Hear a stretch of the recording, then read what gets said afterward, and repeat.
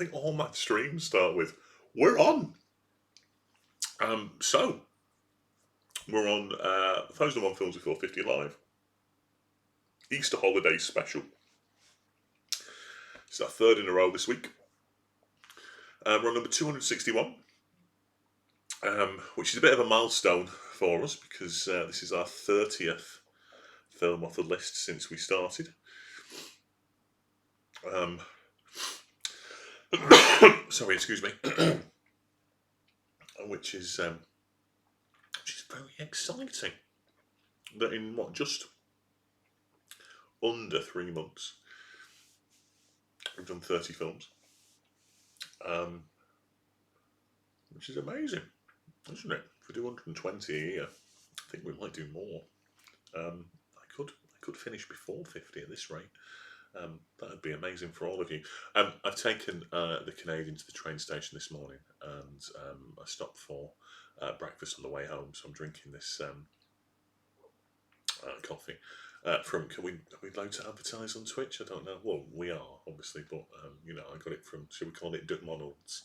So I'm just finishing this off. So Shane is from 1953. Which is the year that my dad was born. So this film is 69 years old this year, which is amazing, isn't it? To make a film 69 years ago, and people still be watching it today. Let me get my headphone in. I need to set up my my little Bluetooth receiver. Just give me a sec. I'll be back very shortly.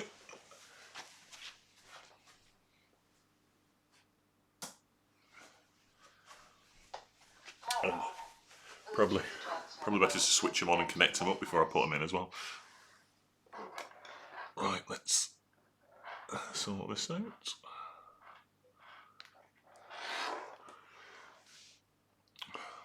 On. Let's say connected. There you go. Ready for use. So I'll your phone in. There it is.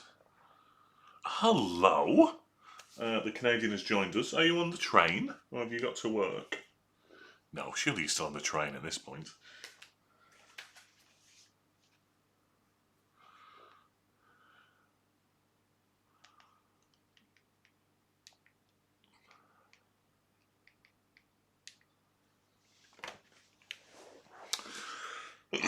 No, when I tested out the earphone, earpiece, I don't know what should I call it? Yeah, we'll call it the earpiece. Waiting for second train.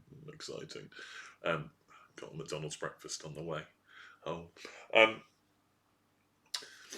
The syncing was quite good through the Apple TV and on the Netflix and all that sort of stuff. It wasn't as good for things that were on the TV. So we'll see. I'm expecting the syncing to be completely out. But that's okay. We'll just have to put up with that, because, let's be honest, I'm not blind and I'm not deaf, and I don't have to read subtitles or have audio description, so I reckon I can put up with the syncing being slightly out, the slight inconvenience.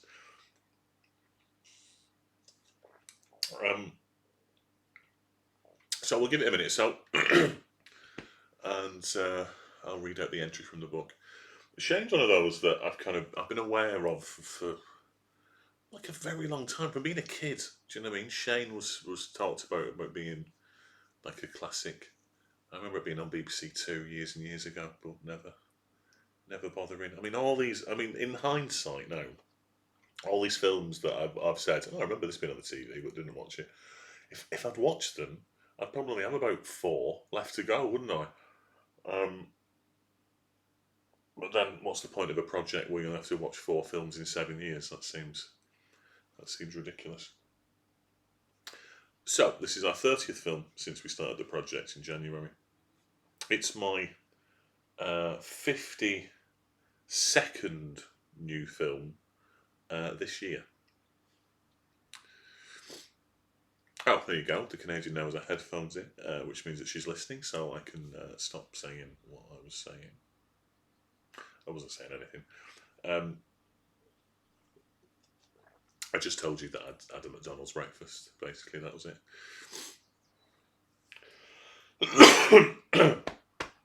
Lost coffee. Very congested this morning. Same as every morning, to be honest. No, I've not taken my allergy pill yet, but I will. Let me finish my coffee and then I'll take it. Right, well, we're on 7:57. Let's read the entry from the book. So, if you've never seen us before, or you're watching it, you phone me on Twitch, or you're watching it on YouTube later. 1001 Movies to See Before You Die. This is the book. I'm going to try and see them before I'm 50. Each one has a little write-up. So, 1953, like I said, the same year that my dad was born. Also the same year as such films as The Big Heat. So we've already seen one from 1953. That was good. Roman Holiday. Gentlemen Prefer Blondes. So this is Shane. George Stevens, 1953. Now, no doubt, this is probably going to give me the entire plot. Shane is not the most glorious Western. That honour must go to El Dorado, 1967. Nor the most masculine. That would be Red River, 1948. Most authentic, McCabe and Mrs. Miller, 1971. Strangest, Johnny Guitar, 1954. Or most dramatic, Stagecoach, 1939. It's building it up well, I must admit. But it's surely the most iconic. The Western that burns itself into our memory. The Western no one who sees it will ever forget. Everything in the film, in fact, is a pure image. The hero in white buckskin who happens to ride into town, Alan Ladd. The conniving rancher, Emil Mayer. And his mangy, ill-mannered cowboys, the humble homesteader, Van Helfin, with his doting, dutiful, domesticating wife, Jean Arthur, and twinkle-eyed son, Brandon DeWild. The taciturn, cautious, ageing bartender and owner of the general store, Paul McVeigh, the timid, Swedish settler, Douglas Spencer, and the dark, sinuous, slimy personification of evil incarnate, Wilson the hired gun. Jack Palance, dressed in black from head to toe. Indeed, the characters alone are the story. I've forgotten Jack Palance was in this. The rancher wants the homesteader's land. Shane settles in with the homesteader to help him protect it. In the process, charming the tidy wife, perhaps a little too much, and the goggle-eyed boy completely out of his childhood. Wilson is imported to clean out the settlers, and but for the intervention of Shane, gun to gun, eye to eye, nobility versus evil, he would surely succeed. But good triumphs so very deeply indeed that Shane comes to see his own effect on the charming little family, mounts his obedient steed, and rides away at film's end into a sunset that outshines all sunsets. After him runs little Joey, crying out, "Shane, I love you, Shane." Shot at Jackson Hole. Make up your own jokes, it's too early. And before the days of widescreen and Dolby Stereo, Shane is studded with iconic visions. The purple Grand Tetons in the background, a deer grazing in a mirroring pool while the boy takes pot shots at it with his toy rifle. The filthy sneer on the rancher's face when Starrett, Heflin, refuses to give up his land. The look in Palance's eye when he guns the gunless Frank Stonewall Torrey, Alicia Cook Jr. down in the mud. Director George Stevens makes the mud tactile like melted chocolate. For two images alone, this film is worth seeing again and again. They testify, if not to history, then to cinema. Sorry, excuse me. Morning! For two images alone, this film is worth seeing again and again. They testify, if not to history, then to cinema. When Wilson struts onto the wooden sidewalk with his spurred boots ringing, the town dog is shorn up close, creeping away with its tail between its legs. And after Shane has met the Starretts and accepted their invitation to dinner, he feasts on an apple pie. This is the apple pie to end apple pies, the pie that taught Martha Stewart, steaming golden, latticed, voluminous, lifted out of the oven by a pretty gal in blue gingham and served up with good black coffee. It's apple pie like this that made the American West. We may well think, not guns, not cattle, not the dreamy, far-sighted gaze towards the next horizon. There you go, so that's Shane. Is Jack Palance hot? Not now. He's been dead for a long time, hasn't he? I'd say Jack Palance is hot. He's hot in Batman and he's ancient. Woody Allen said,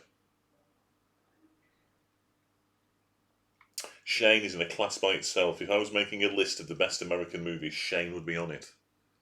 Well, that's weird, because if I was making a list of the best American paedophiles... Right, anyway. The scene where Alan Ladd practices shooting in front of Brandon DeWild took 119 takes to complete. So, there we go. That is that's the entry in the book. So, if you're watching along, why would you be? Sky Cinema. Oh, hang on. Get the timestamp. The timestamp, bloody hell. It's a great idea, but I do think it's possibly more trouble than it's worth. Right, here we go. Let me open up the timestamp and get it started. So, if we're ready, in 5, 4, 3, 2, 1, and play. There we go. We're off. It's got beautiful, excuse me, Western music. So it's not widescreen, but we're not missing much down the side. Whether it's a weird cut and shut version.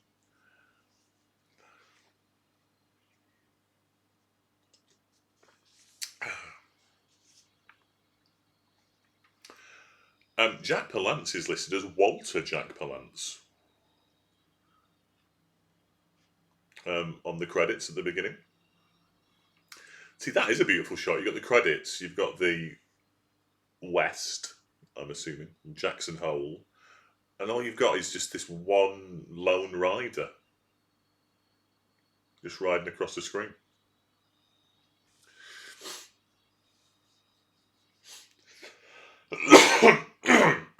Can't stop coughing this morning. I do apologise. This is why I could never work on live TV. Me going, and coming up next on...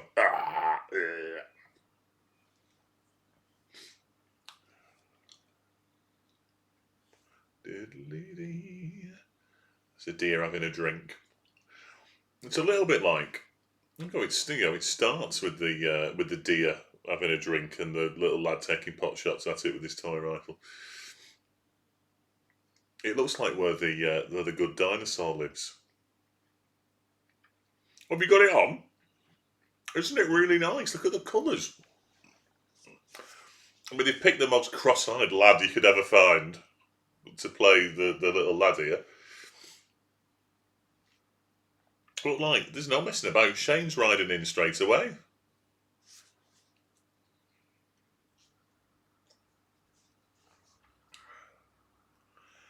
Incidentally, having mentioned the good dinosaur. Oh, the syncing's spot on. Oh, weird. I don't think the good dinosaur is as bad as everyone says it is. There you go. I've said it. It's on record. I mean, it's not, it's not Toy Story 3, but it's all right.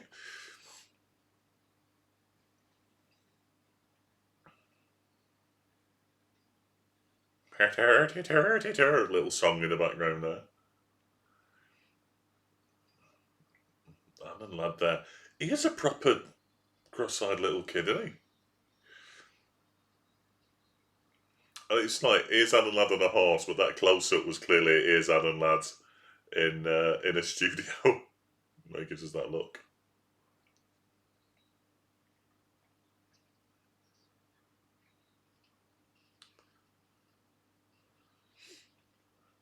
Oh boy. Well, no, Toy Story 4 isn't Toy Story 3, but Toy Story 4 is better than most films.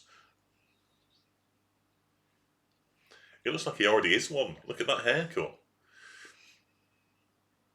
He probably grew up. He's like one of those, like you see, like the most handsome man in the world, and you see the picture in the yearbook, and he looks like he's just been dragged through a sieve. He's probably he probably grew up to be...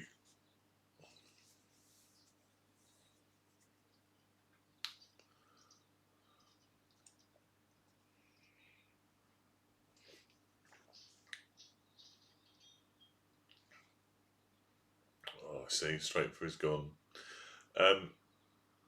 Alan Ladd is wearing possibly the most inappropriate outfit for riding across the desert in.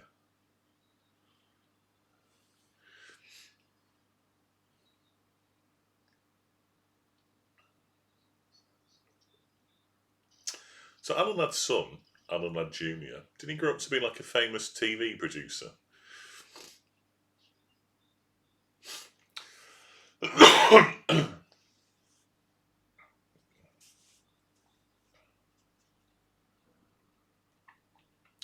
We're straight into the story here as well. There's no messing about.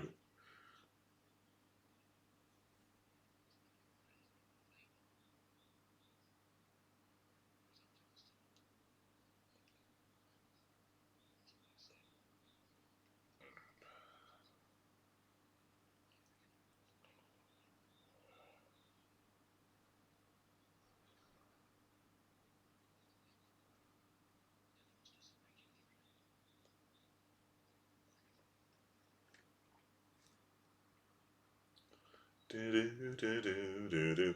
Quite a tense scene there with some lovely cheery music in the background. Bye bye. Fun at work.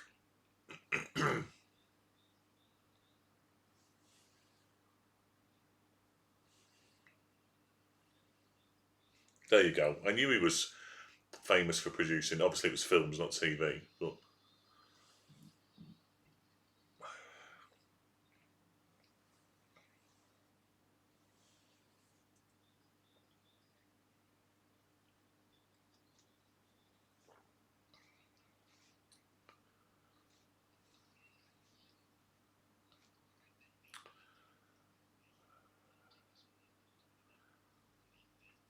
it's quite.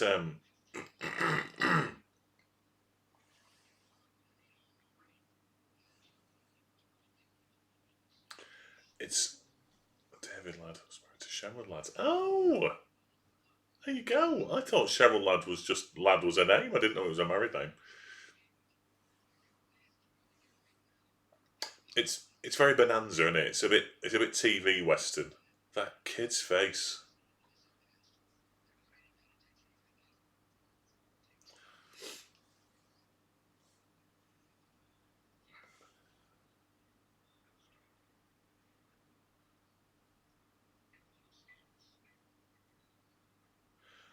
Alan Ladd looks like if there was such a thing as good and evil twin brothers, Alan Ladd and Robert Mitchum are like the good and evil twin brothers of one another.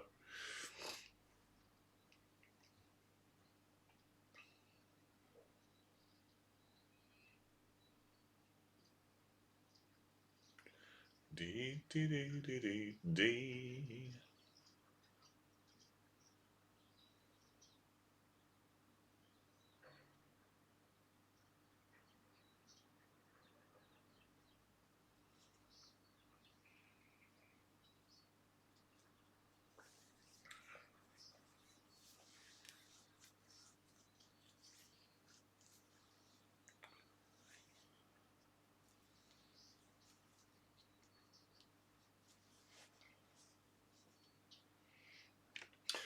Yeah, it is. It's again. It's one of those. It's one of those. Look at that cliche. Oh, hang on a minute. This was the film that invented that cliche with the tassels and the and the string.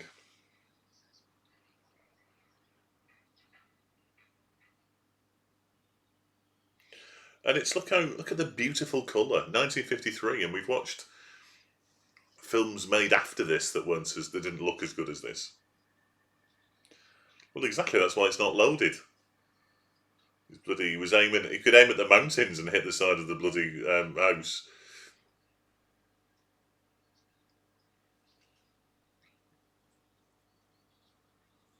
There's the apple pie. Clearly,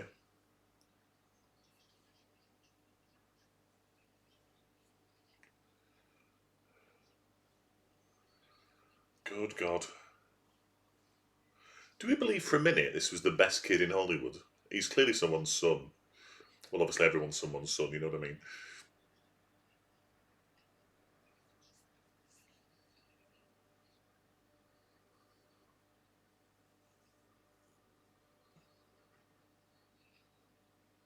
We make out, don't we, Marion?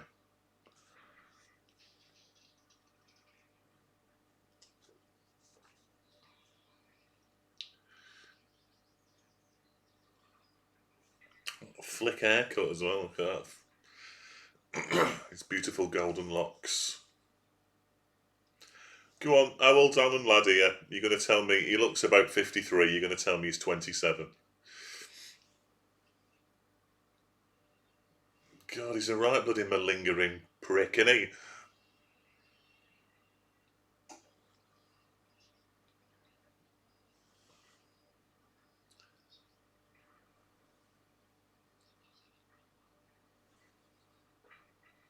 Da da da da da da.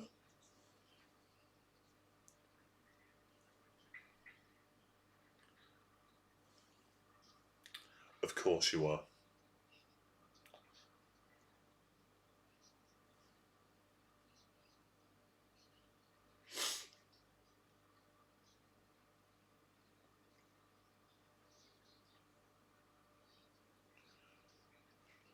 Joey's thick.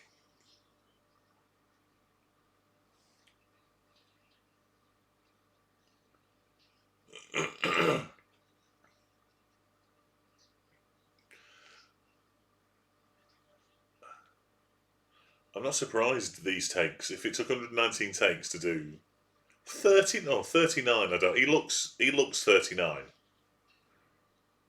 for the time. Bloody hell, that apple pie looks amazing. Um,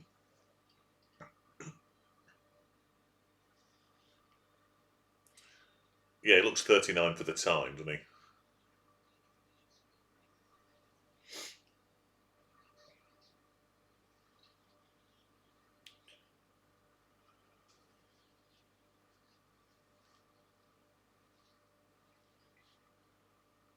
I mean, they're not subtly playing this thing that the wife really fancies Shane.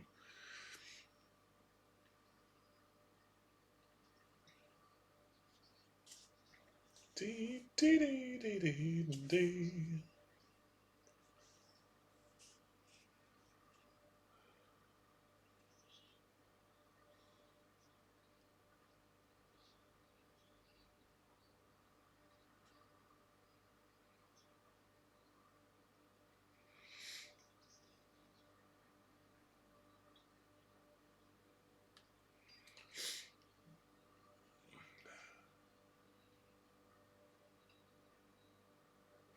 Look, he's cutting some wood.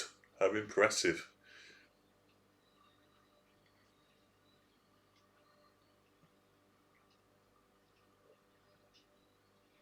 Oh, men being men together.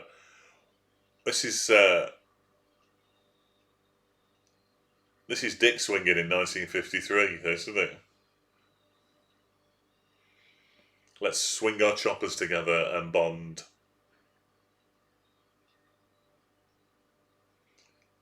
See how they're still going. Oh, Shane's took his shirt off though.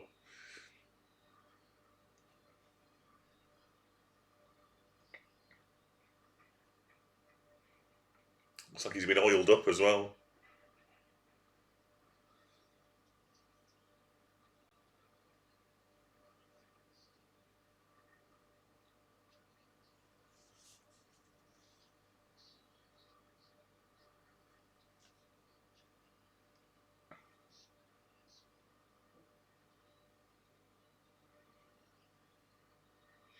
I mean, you could literally just cut it some more.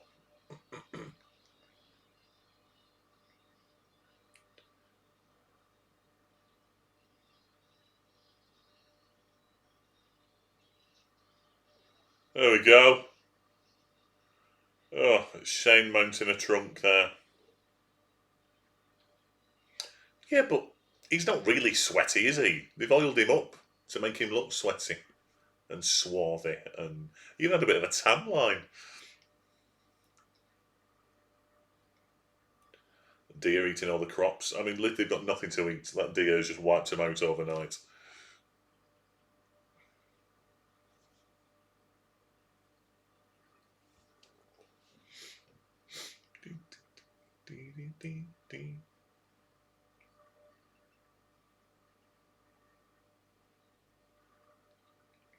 I mean, it could almost be a Disney film. Some mountains in the back are amazing.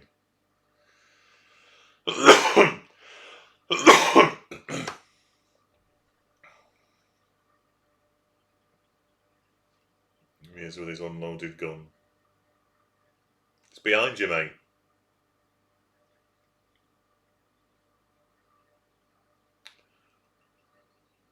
That shot was amazing then. How did they get the kid to jump and the deer to jump at the same time? What? Who else was up for Best Supporting Actor that year?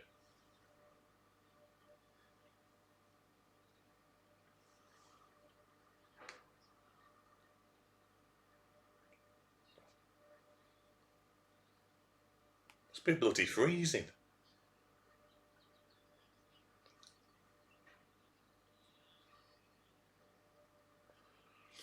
Shane, right? Did he? Oh, what a shame. What of? Natural causes, car crash, drugs, being cross-eyed. Oh, there you go.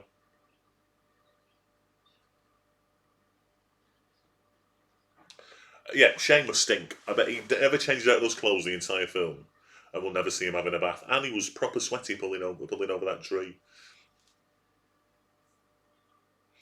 All the best film criticism here. Yeah, but the Golden Globes, I could win a Golden Globe.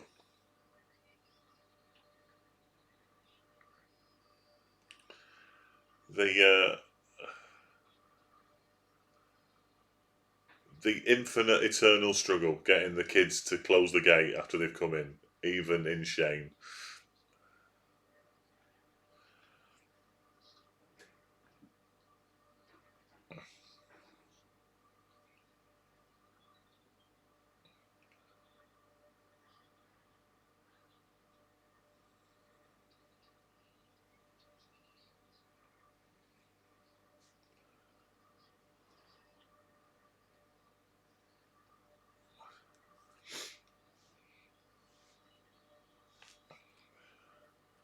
You know that Joey, after Shane rides off into the distance and he's done all the amazing stuff, right?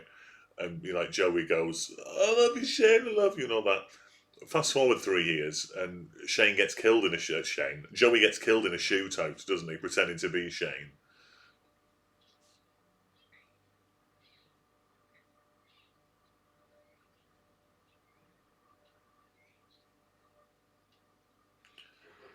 A lot of wood chopping in this film.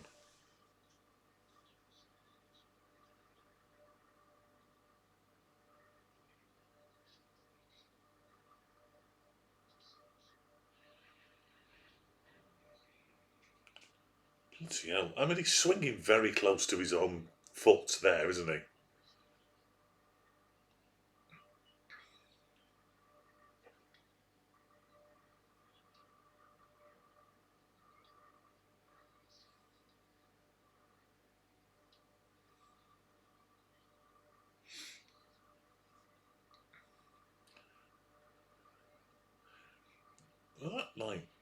That trunk's like a big twiglet. Yeah, I know. I do. I did know he was only little.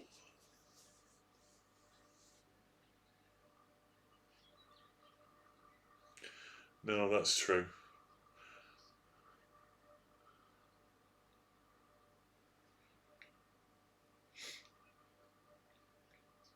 Oh, he's one of them. How are you? Not great. No one cares. You just say I'm fine, thanks, and move on.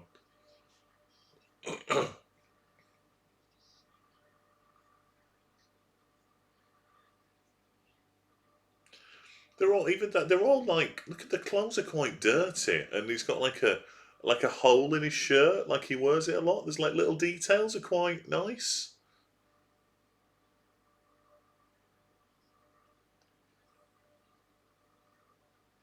And the wife looks casual exposition too, right?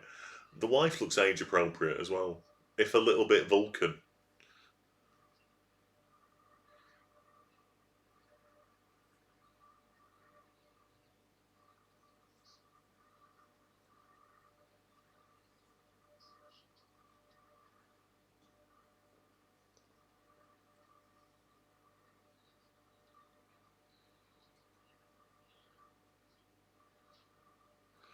Poking holes in the air with your finger.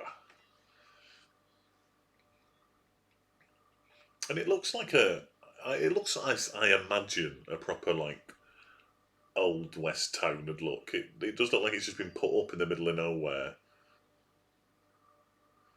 And then he walks into a shop that looks like, the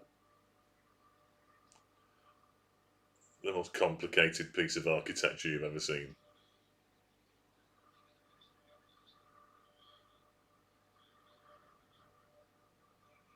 What, she's just going to give it to a stranger just because he says he's come for it?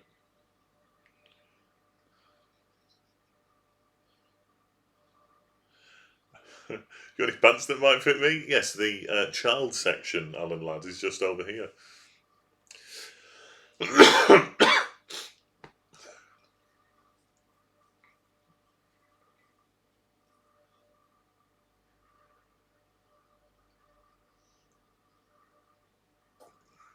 we go. Some booze just slipped into you. Ba, ba, ba. Oh. She looks good for 52.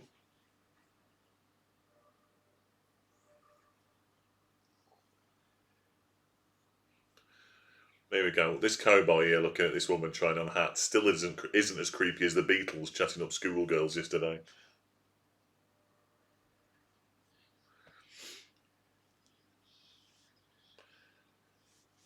You got changed quick, Christ.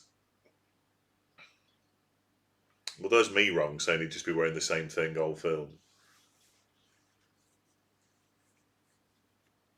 Wow. So not age appropriate, but in the opposite way. She's older than everybody else. He's got a proper old cowboy voice there. Money don't go far these days.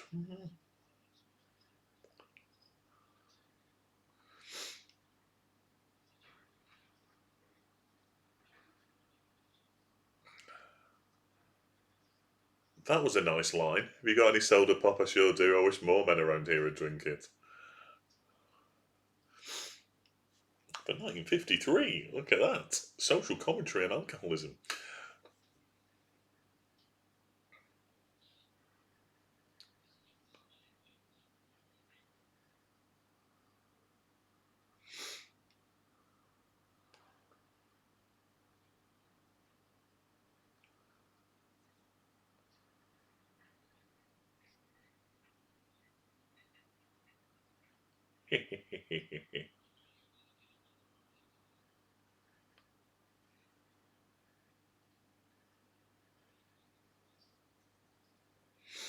Here we go.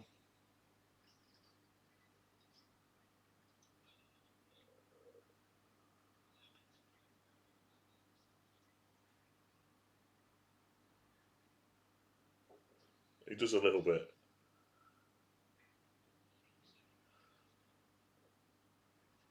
You talking to me? It's the first ever taxi driver.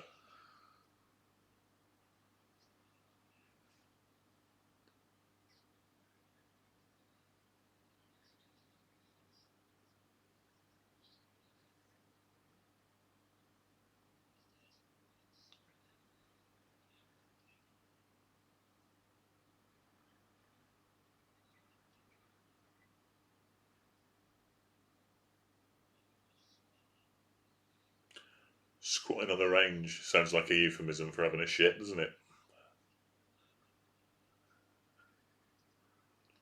It's like all the cliches are like looking over the doors, and you know this is the film that invented that.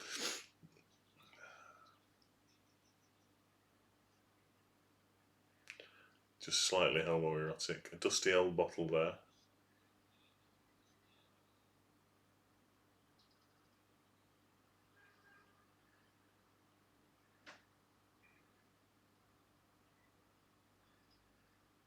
I proper wanted him to smash that bottle over his head there.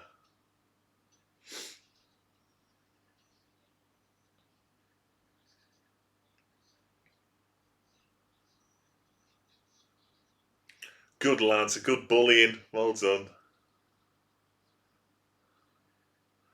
It's the worst film rain outside that window I've ever seen. And he's definitely not playing that. Just getting rid of this. Oh, I might get a proper coffee actually.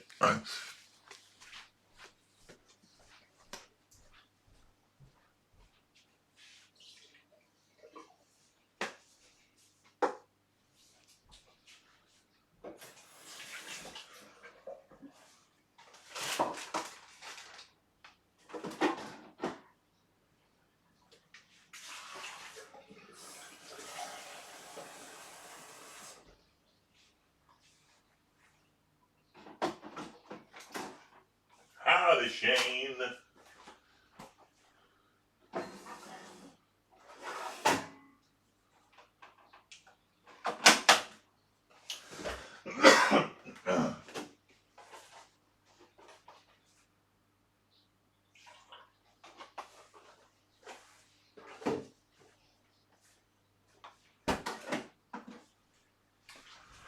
Oh, it's Tory now. You never want a Tory to come through the door, do you?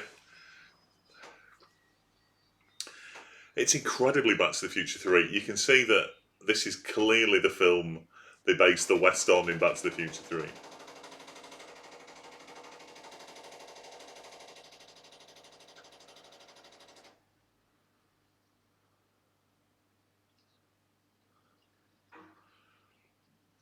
It's a bit nippy this morning, I'll tell you. I'm trying not to put the heating on due to the fact that it's now £1 billion and obviously I'm paying more national insurance than ever before.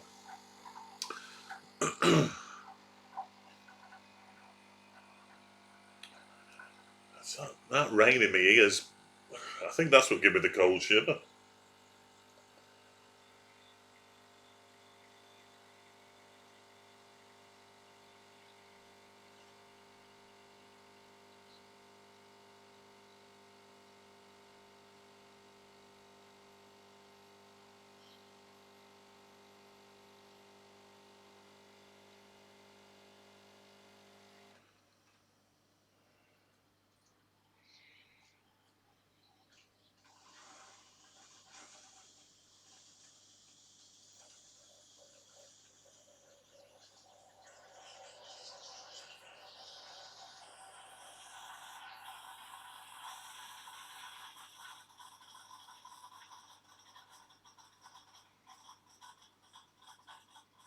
A big blanket.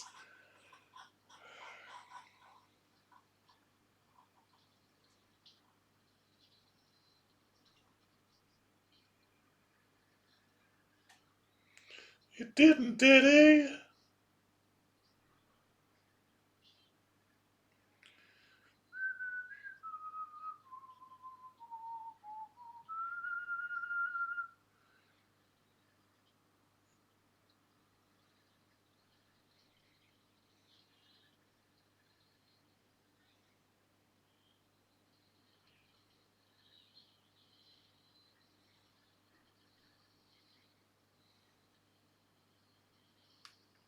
Da, da, da, da, da, da, da, da. It's because it is Power of the Dog, isn't it? But opposite. It is a bit, and I know he didn't kick off in the bar, but it's still a bit toxic masculinity in it, where this lad obviously, his dad's not man enough for him, but Shane turns up as this strange gunslinger, and the kid's like, "Love you, Shane."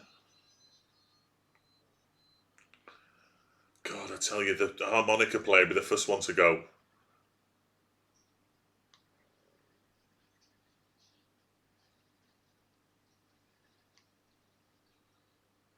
Because he's going to leave. Somebody might die.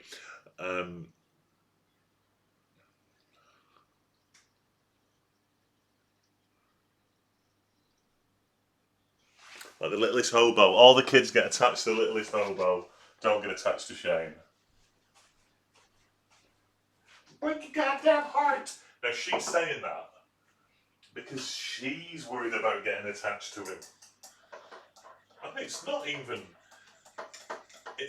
being done in a subtle way, is it? That she proper wants to.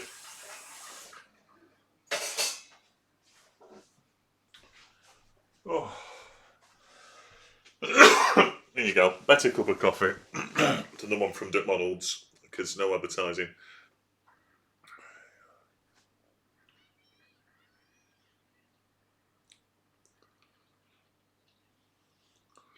Oh, that's very interesting.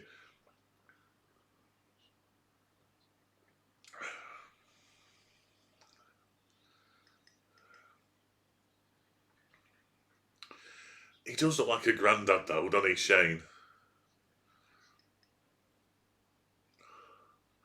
Gene Arthur's got a wig on, right? Because it's not a great wig.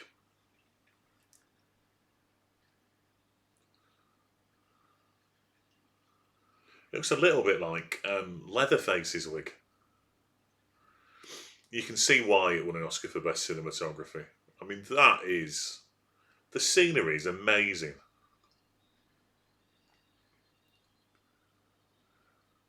The music's terrible, but the scenery's amazing. I'll be humming this bloody shite all day. Oh,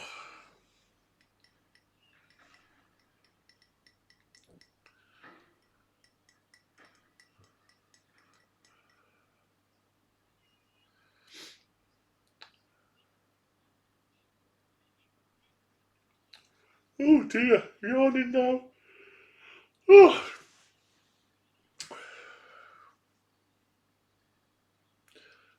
You know you're getting old when you cover a quiz. You get in at about what, quarter past 20 past 11. You have a glass of wine when you get in. You go to bed about 10 past 12. You get up at 6. And I'm knackered. Look at my eyes, they're like piss holes. It is very Calamity Jane, but without the singing in it. The music's proper rootin' tootin' the Deadwood stage. It's incredibly TV though. Just like that change in music then with the villains.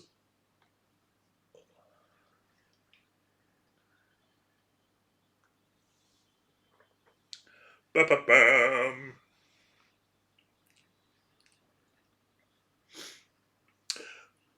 And we haven't covered the fact that it's another western.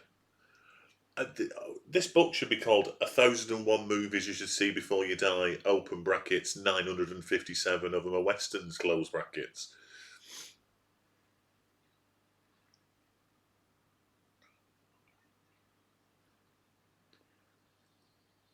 Oh, there's Chris again. Evil Chris. Yawning. Oh.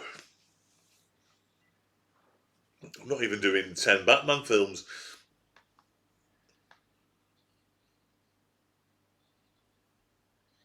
No, that's getting to.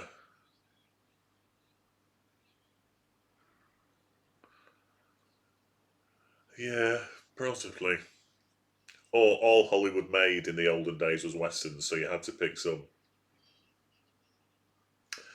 I mean, it's probably not that many at all. I'm just watching them all to get rid of them. We fast forward 2 years, and I'm probably going to be in all the films on this list of French. French westerns we'll be watching in 2 years.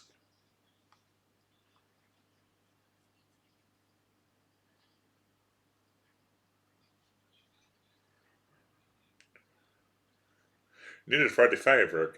The foreign man with the foreign accent. I learned my foreign accent from Goldmember, from Austin Powers Goldmember.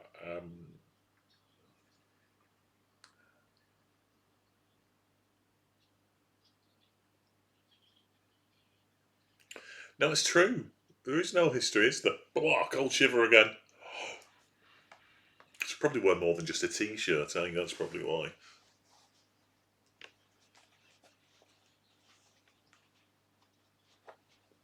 Is he returning the bottle? Is he for his 20p?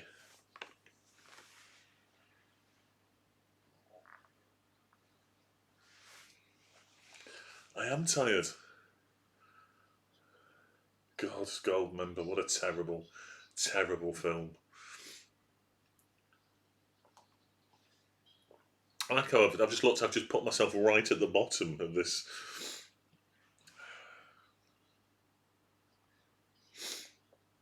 Oh, Chris has had a shave. Look,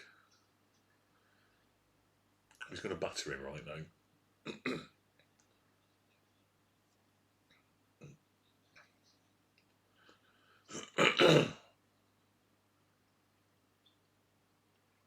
Weirdly, no Michael Myers films at all on the list.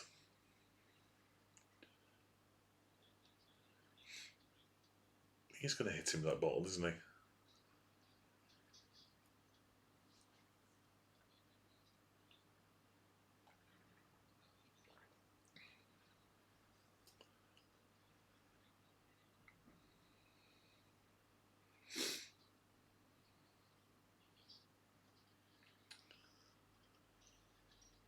There we go.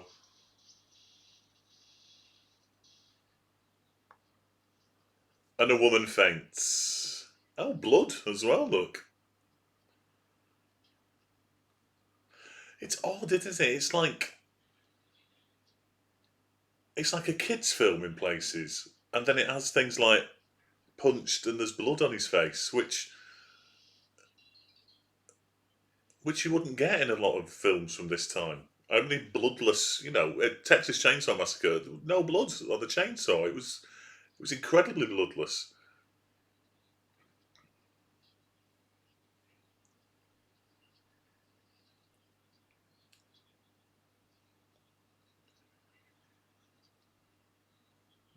Proper. Look at that fighting.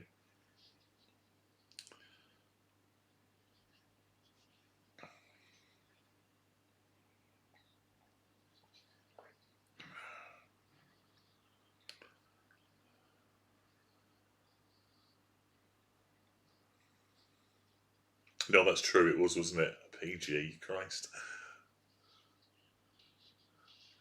Just that fella getting run over at the end is enough for it not to be a PG.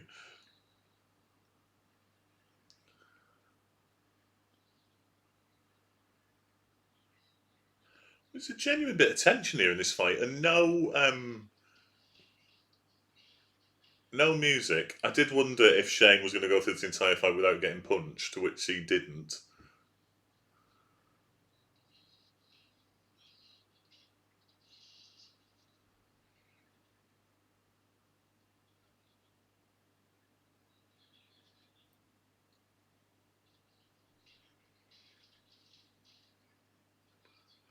But no blood on Shane, even though he's been punched a couple of times.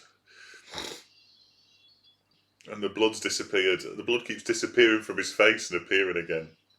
Christ! This is quite a this is quite a visceral fight.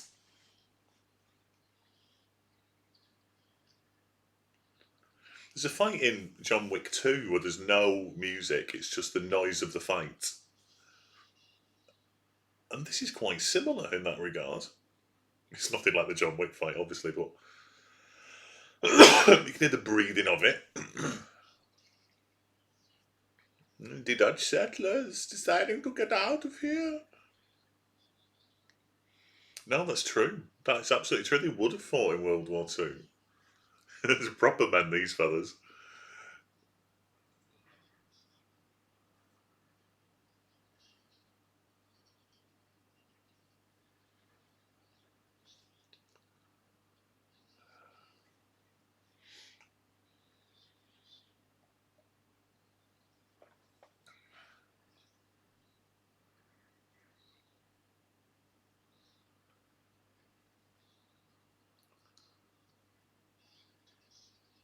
Big, nice grey beard.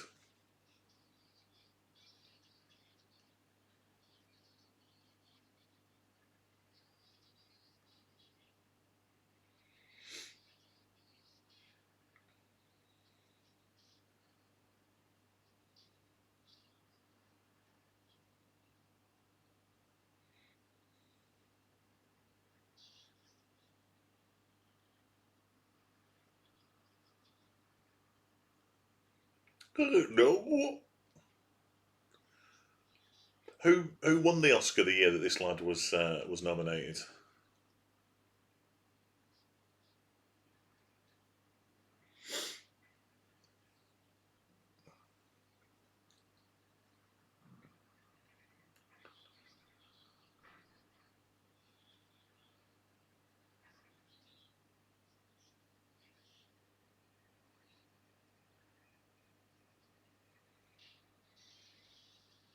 Go. I mean, again, they all attacking one by one.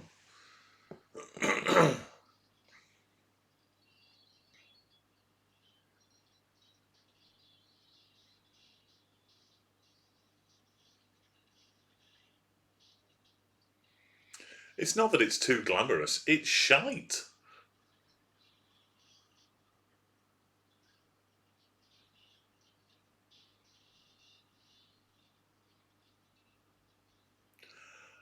I think this film's great. This barroom fight here. Look how violent this is. I realised I said I think this film's great, and then look how violent it is. Um,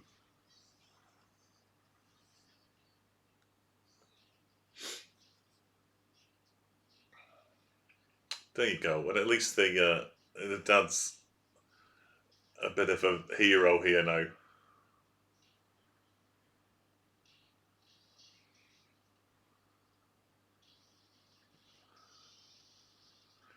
Bloody hell. Just hit him in the head with a big wooden cask of wine.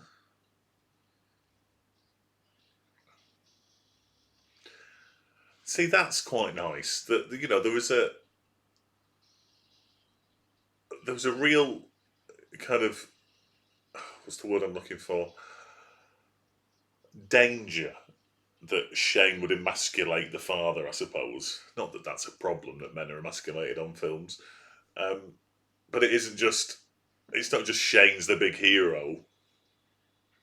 It's almost like he's showing the other people how to stand up to the villains as well. Oh, heroic music now. Bloody hell. I mean, they'd all be dead. I mean, they'd been punched, so they'd all have broken hands.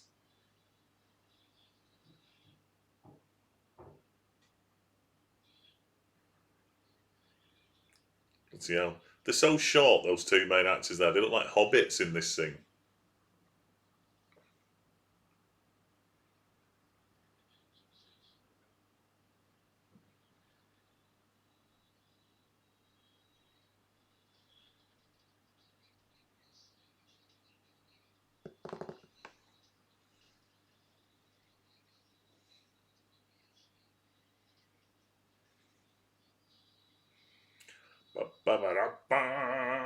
Next morning.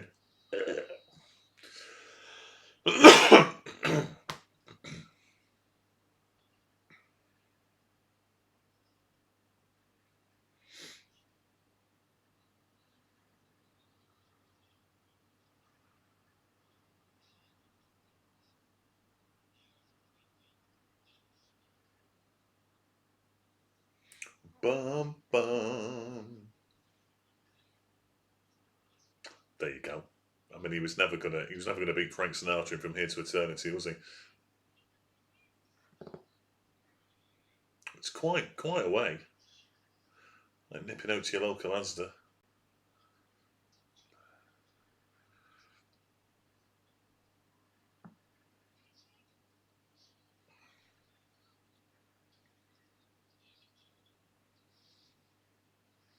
It was an easy chair joke.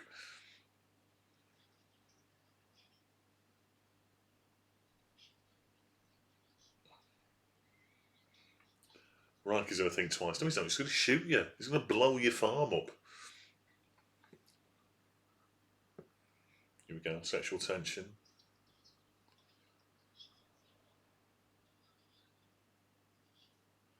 Bloody hell, lad. No wonder he leaves.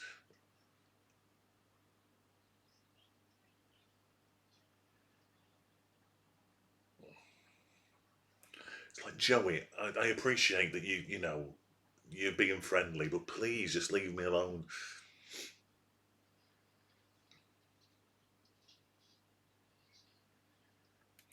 Come on, son, let's leave them to it.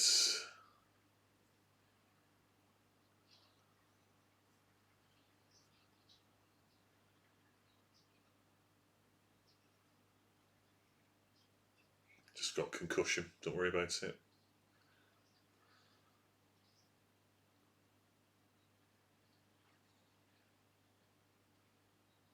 There's a weird way to get rid of the. What's his? Oh Jesus!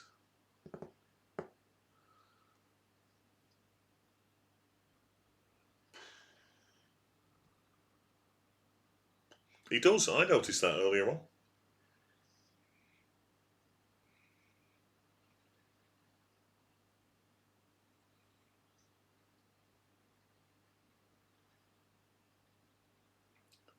I like him too, Joey. Mm-hmm. Dee, dee, dee, dee, dee. That's not a glamorous wig. Look at it.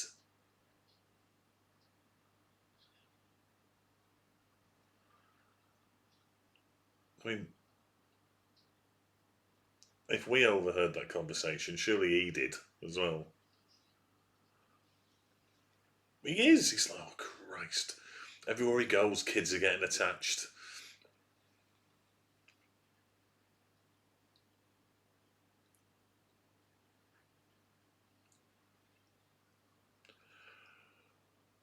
Good God, Joey is the most annoying kid in film history. Good night, Grandpa.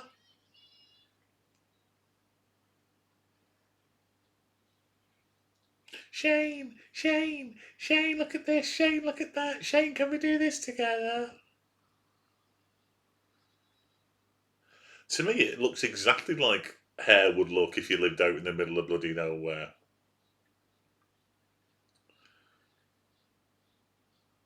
This horse looks like it's playing that music with its dun dun dun dun with each step. Ugh, let's sit up.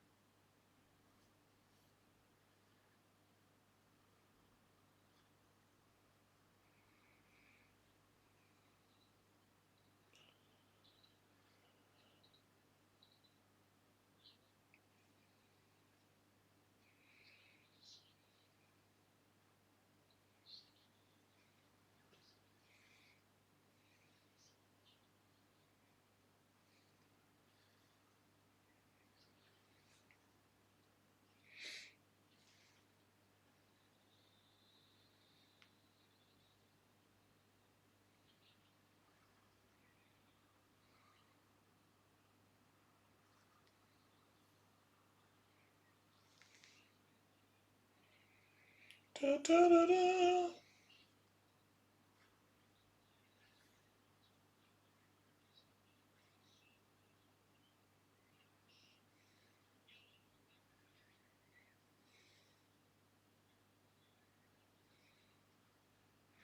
Killed my soul.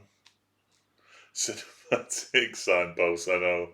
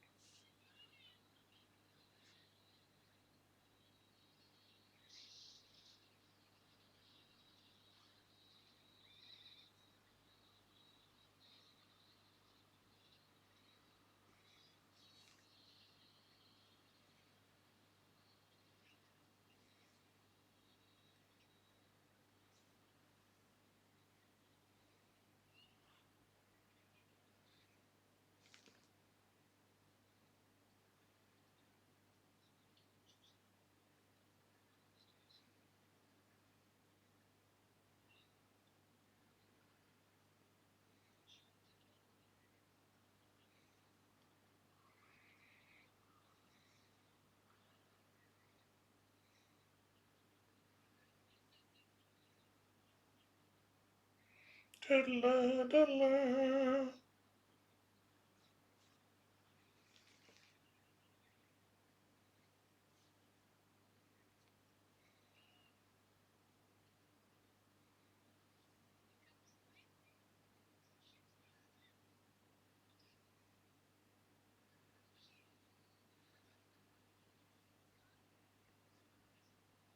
I'd gut them.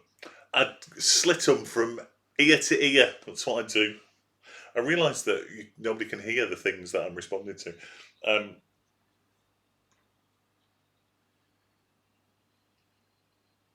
no, the mountains are real. Real mountains.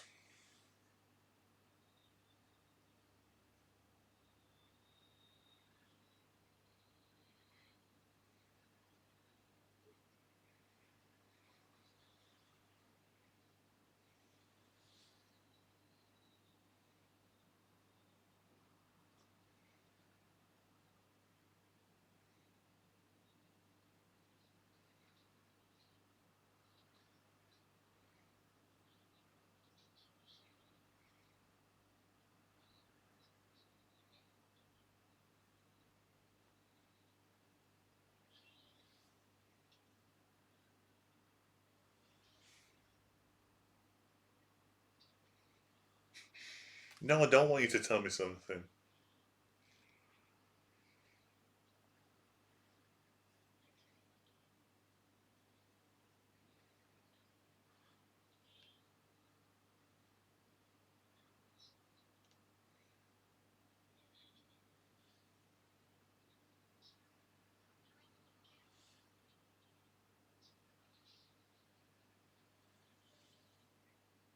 No, you can't see my gun. Leave me alone. Really? That's weird.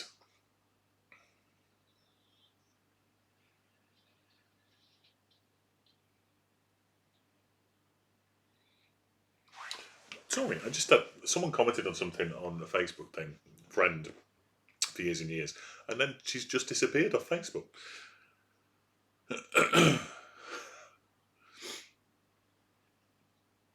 Right, so this is this the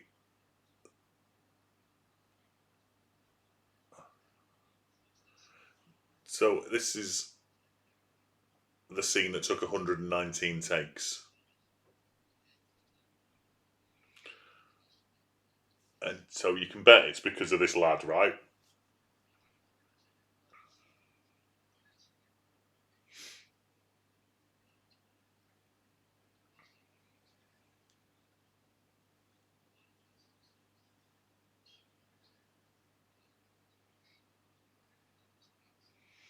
Oh yeah, definitely. It's Chekhov's rifle, isn't it?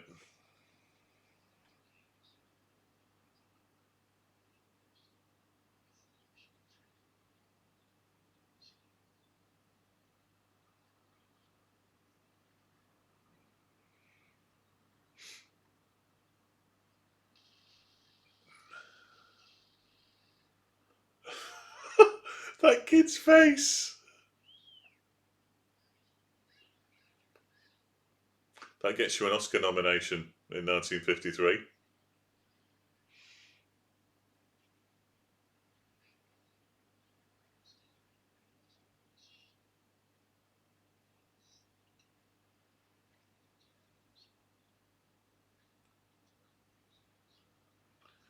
That's it. Yeah, no, just no, he's not. No, yeah.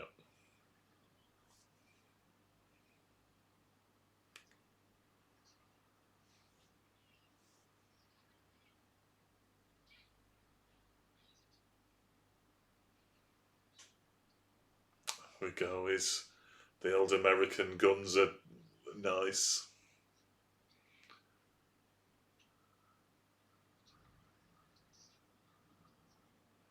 I mean, this is forward thinking stuff, right?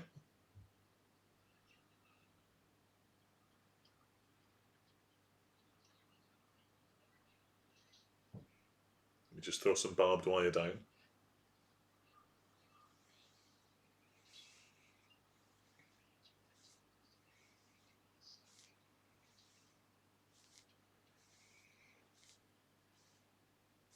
Da, da, da, da, da. I mean, I did say he'll be wearing the same clothes, but I thought it would be his white camp outfit. It turns out it's not. It's his denim shirt he's wearing the entire time.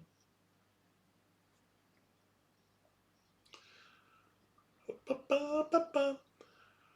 But even the evil bloke with the beard, the grey beard, is like cliche old Western fella. Well, yeah, apparently so. It's Shane's strangely asexual, though, isn't he? You know, he's quite, even though he's, hey, I'm the tough guy, he's quite. There's Jack Palance.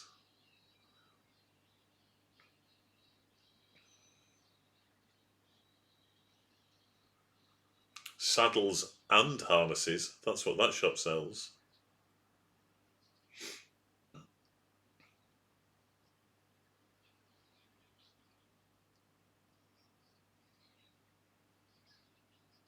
He's an incredibly modern character. It's quite a modern film for an old film, if that makes sense. I mean, I do actually completely understand why this is on the list.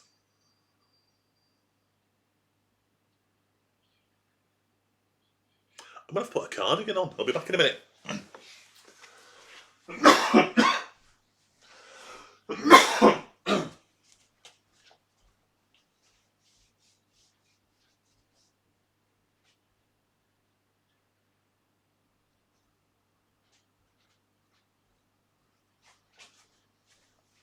By getting my cardigan, I've also discovered that the range of my earpiece doesn't stretch to the spare room.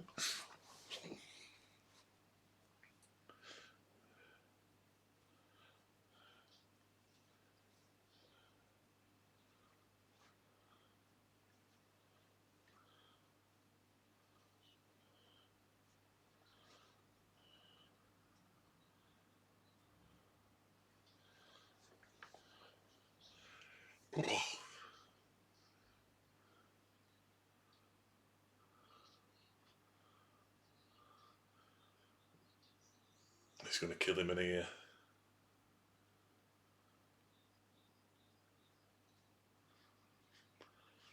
I mean, Jack Palance has done nothing in this film so far.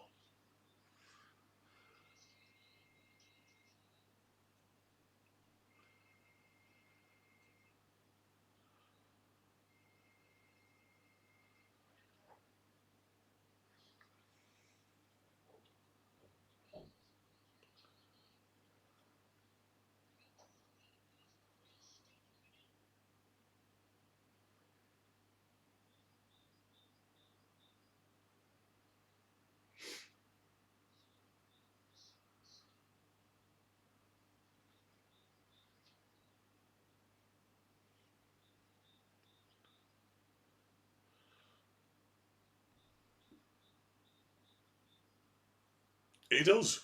He does. Oh, he's so dead, this fella.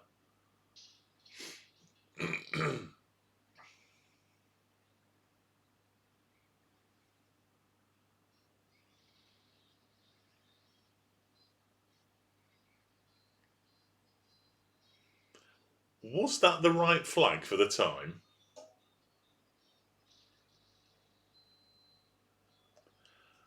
I think, well, depending on when this is set, obviously, I think there was too many stars on that flag.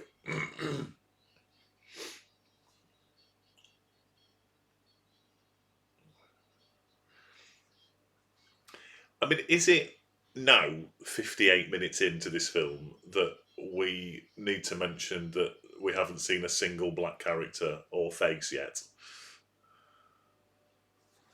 Not one.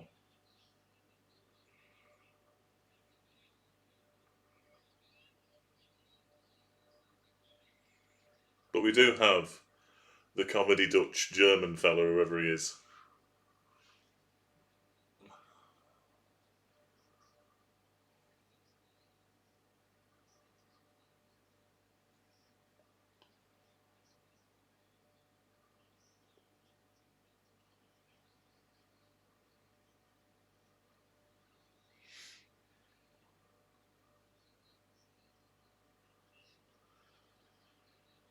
No, funny that.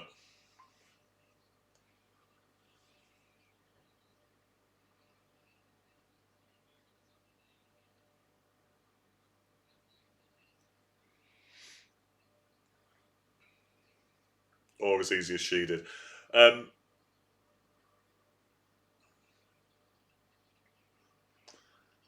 um, I mean, the Joe in the background there is. He seriously looks like he doesn't really know what's going on.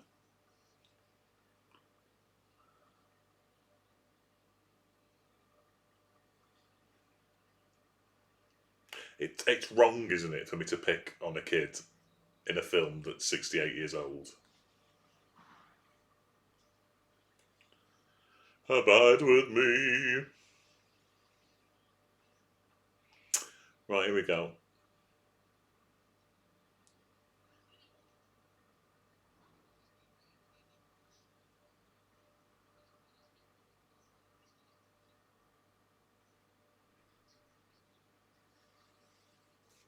I knew it didn't look right. I knew it didn't look right.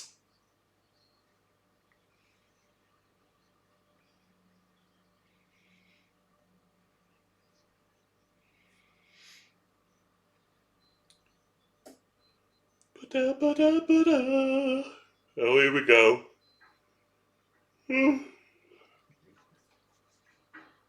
See, that was me. I said the flag didn't look right, but I was completely wrong because you just told me there's not enough stars on it, and I thought there was too many. So there we go.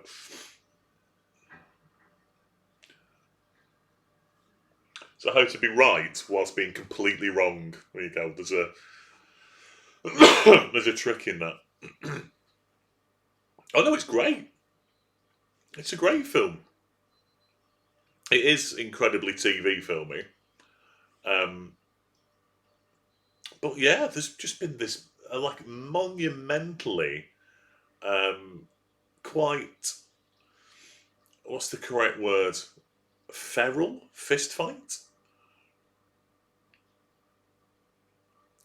And then we just had a little like speech about guns as well. Though she doesn't want his son, to have a gun, and Shane goes, "Well, a gun is just like any other tool. It's just as good or as bad as the person holding it, etc." Blah blah blah. It's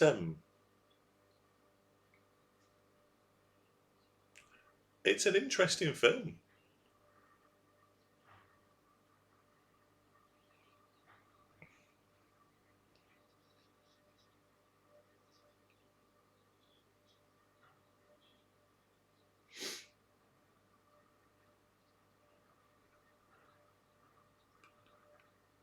Yeah, it's definitely Wilson. He's a gun man. That's right. Yeah. Wears a black hat and he has a gun. He's a gunfighter. That's what he is. You're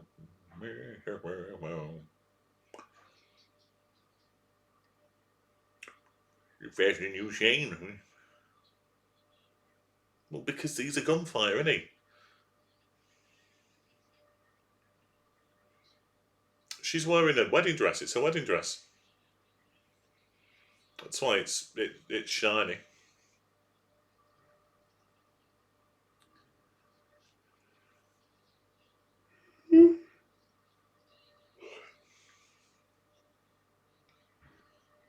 Did he just call him shithead, or did he call him something else?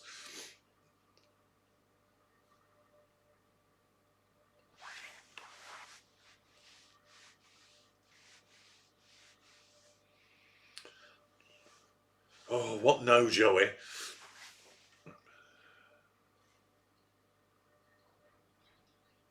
Yeah, it's a wedding lipstick. It's a wedding dress. It's a wedding hat. She's wearing the same underwear that she wore on her wedding day as well, but that's only because she only has one pair of underwear because it's the Wild West, isn't it?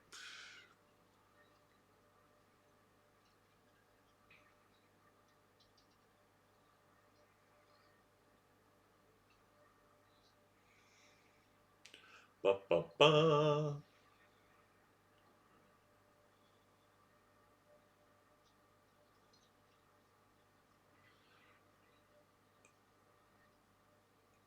Da da da da da da da da. This like music I've heard so many times. It feels really familiar. Like did they reuse music in other films? I mean, I know they do that.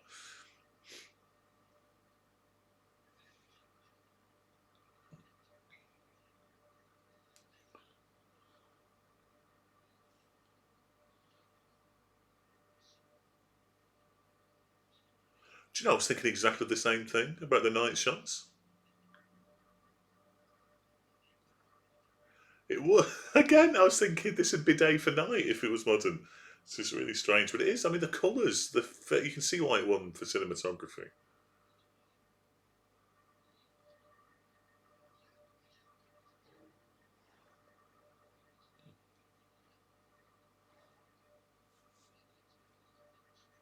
The light and the shadows are cracking.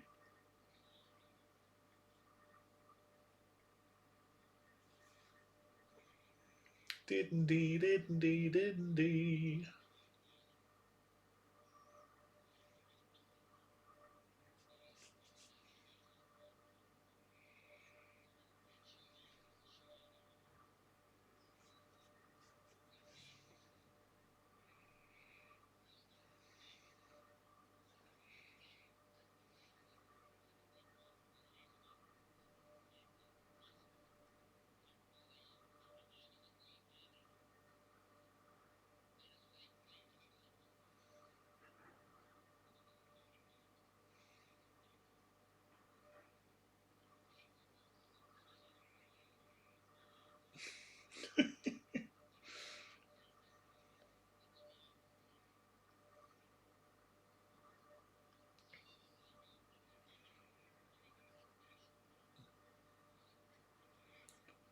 Shane's just having a drink there, whilst Riker's soliloquising.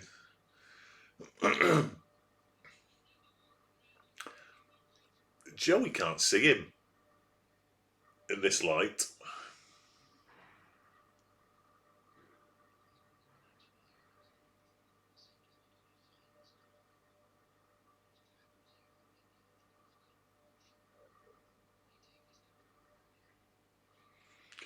And now we're talking about Native Americans being there before everybody else.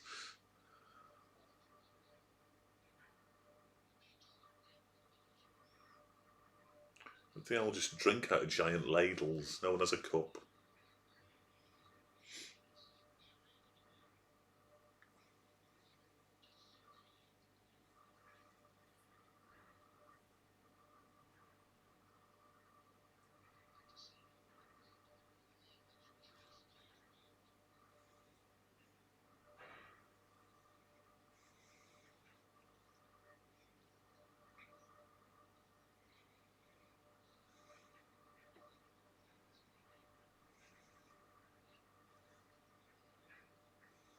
Where do you father?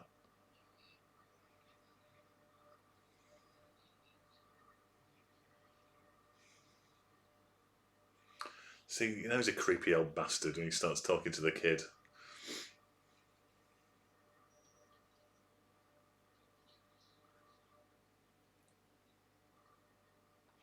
Did Jack Palance wear a similar outfit when he played Curly in City Slickers that he does in this?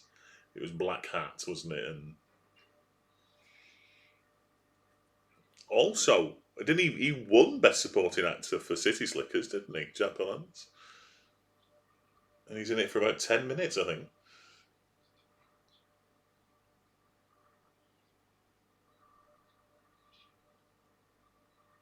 Da, da.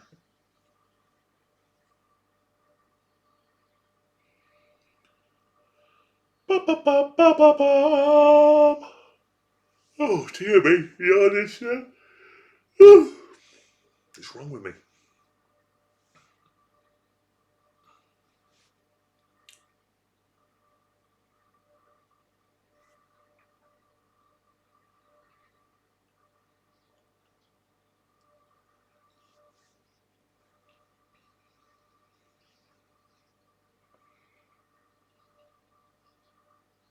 Is that the first thing Jack Palance has said there?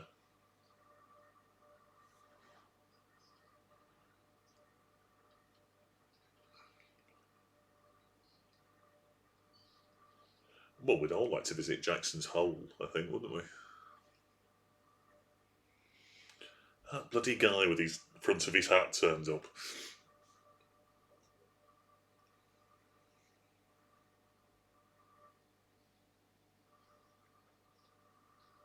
The acting in this, is spot on. The lines that they have to say, the old looky here, and it's not done in a.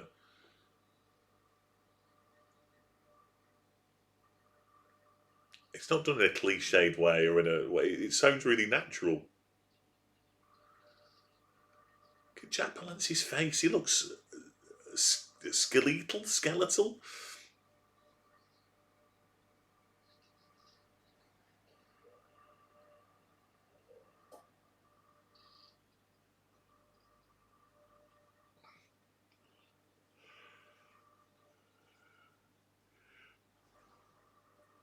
Oh, dear me, stop yawning! Stop yawning! 2 cups of coffee and still can't stop yawning. Looks like he's on a pony. He's on the tiniest horse ever, that fella. Yeah, it's true.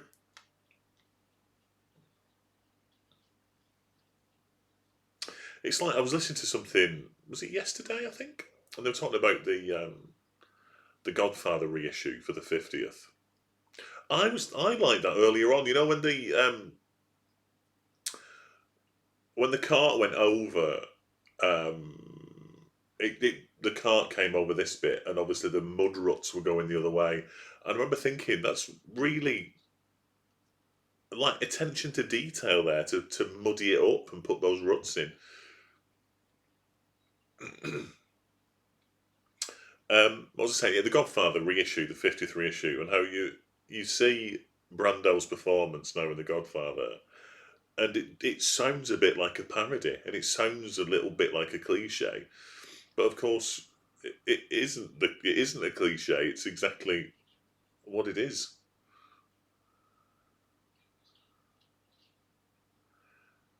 Right, he's going to kill him now, isn't he? This is the look how hard I am. It went dark then when the lightning, the thunder happened.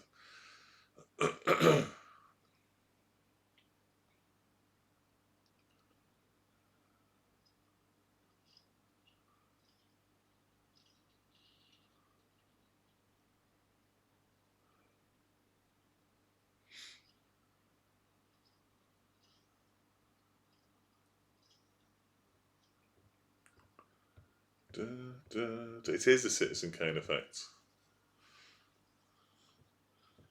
Dun, dun, dun, dun.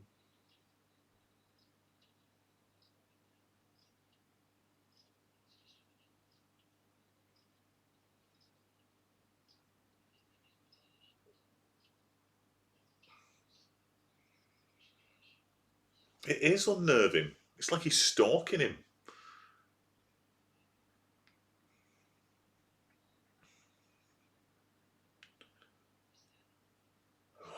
So he's putting the glove on to kill him.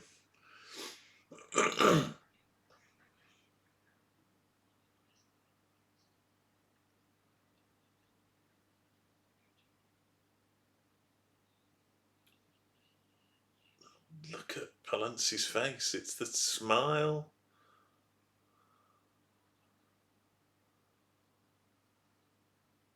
And he's on the higher ground.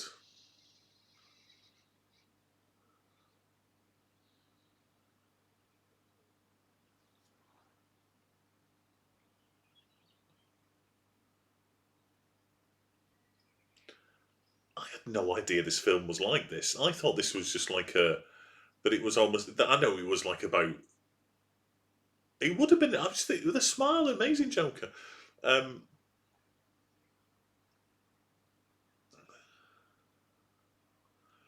I knew it was like about this lone kind of, gunslinger type thing.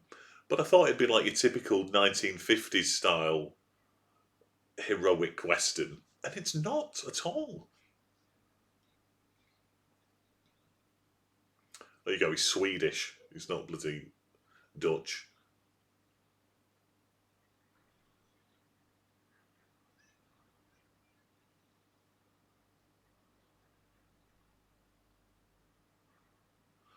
And, he shot him and he fell back into the mud and now he's dragging him out the mud.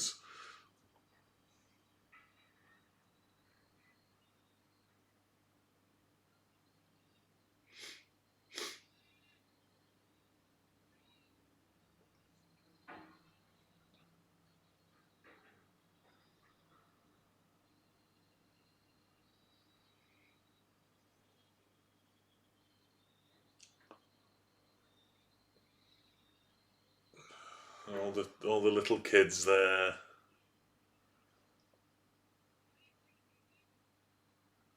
No, it's a western that's not afraid of being a bit dirty. And that includes in like the fight scene and the mud and the clothes.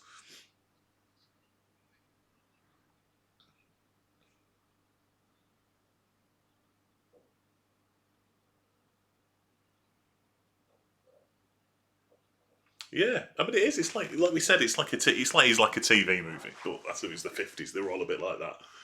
Um, and the comedy kid with his cross eyes and all that. But it is telling like a proper grown up story.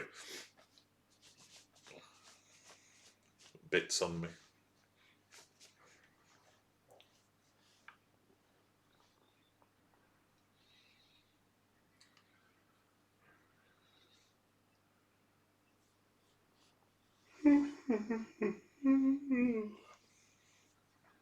I can't believe it's taken me 43 years to find out how good Shane is.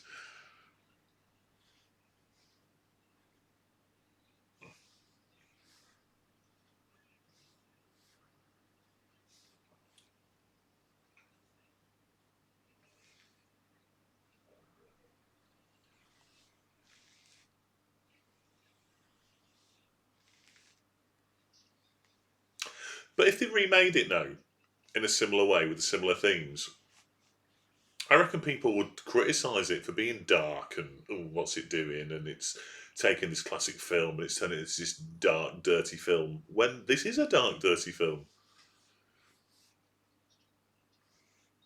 I mean, in the remake, Shane would definitely be doing Marion, and Joe would find out, and there'd be this big moment.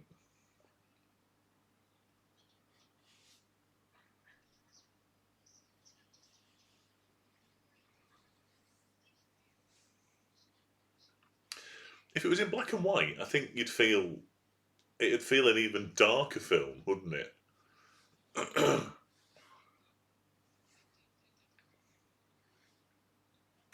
But then perhaps if it was black and white, you wouldn't see the dirtiness. Um, he'd be doing both of them. Is what he'd be doing. Um, it's the colour that makes you notice the mud and the dirty clothes and the.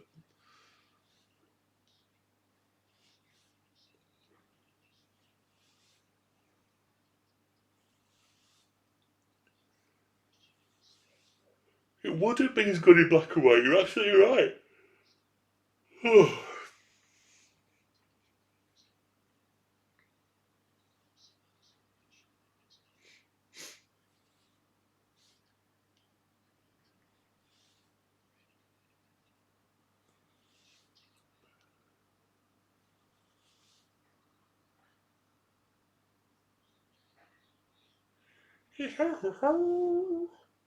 No, it is like I said earlier on. Is it does feel Disney-fied. There are bits that feel Disney, like the wildlife stuff and the deer stuff at the beginning. You don't expect Walt to pop up and go, "Well, hello there, welcome to the Old West."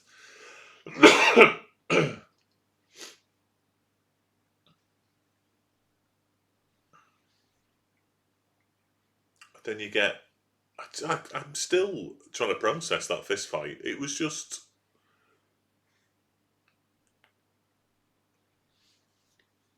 It was one of the best film fist fights I think I've ever seen.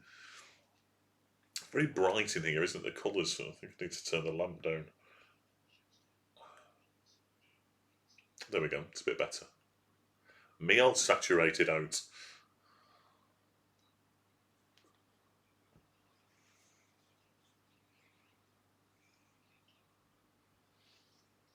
I hadn't noticed that. No, no, but yeah, you're right.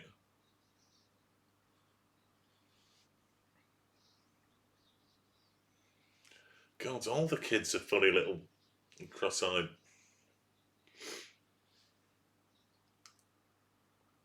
Does Shane ever wear a jacket?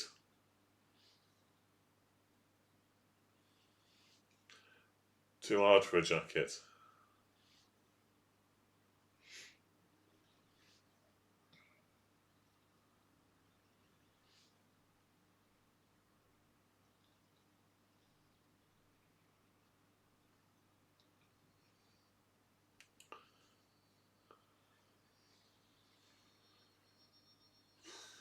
Monica fella.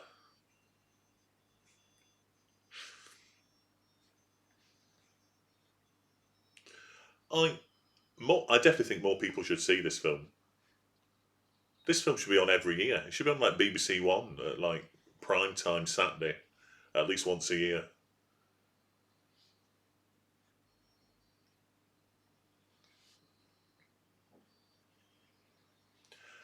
I mean, without Shane, you could possibly argue would Clint Eastwood have even had a career? And kind of like lone gunslinger, pale rider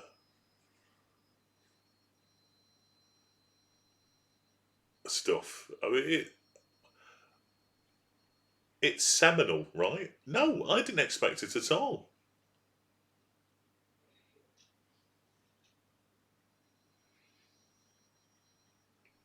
One of the best ones we've seen.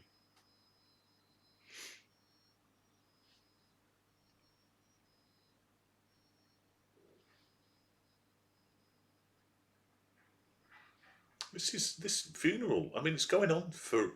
It's not afraid for this funeral to go on for ages, and just this music playing, and people being stood watching. It's really quite emotional. And then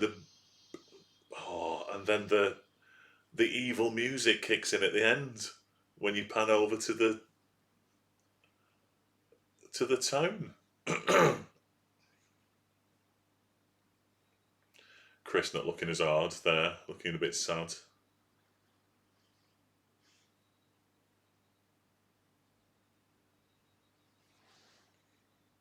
I mean, there's not a single right comedy character in this. There's not like here's the comic relief. There's none of that at all. It's a drama that's not afraid of being a drama.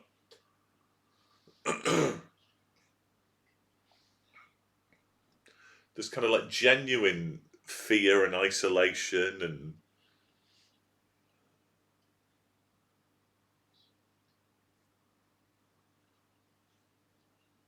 I love the little details of the clothes being a bit crappy and a bit threadbare.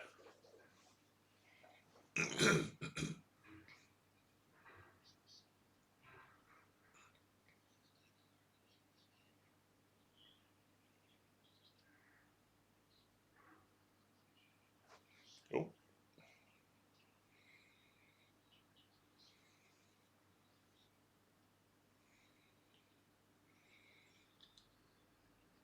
it's just full of lovely little subtle details.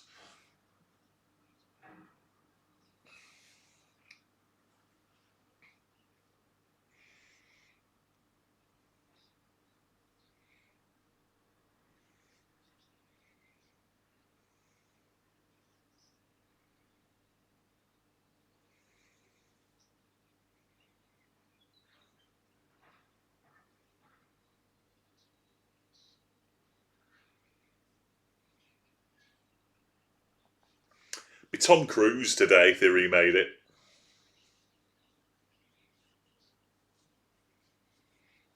Yeah, by a good 10 years.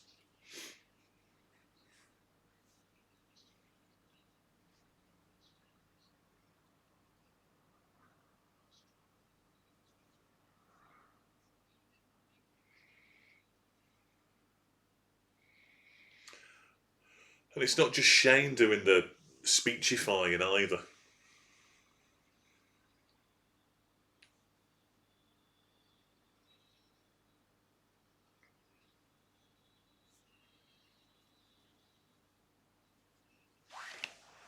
Yeah. I had no right to set fire to my house. Well, that's weird, isn't it?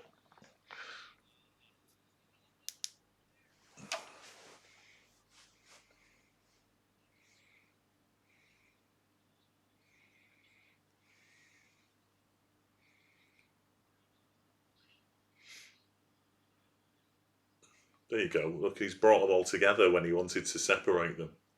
I gone blurry.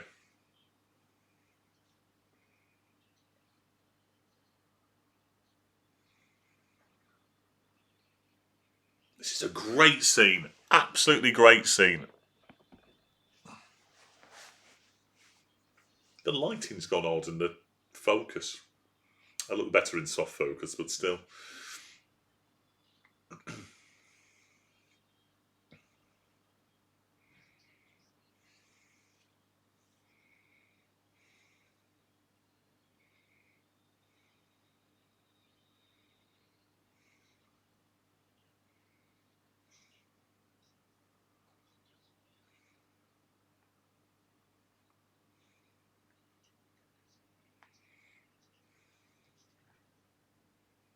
Based on a true story. Heaven's Gate is like one of the biggest flops in history, isn't it?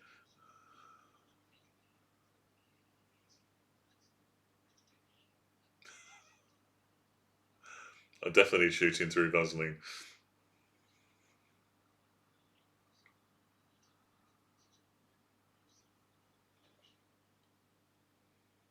Mm.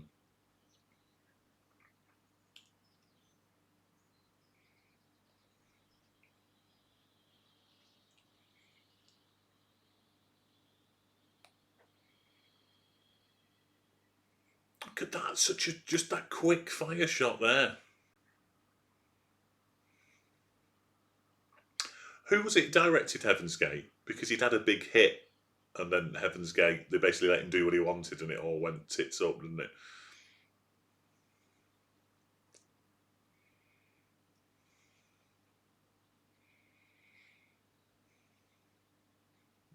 That look, just a look that basically says, Shane, are you going to let him do this?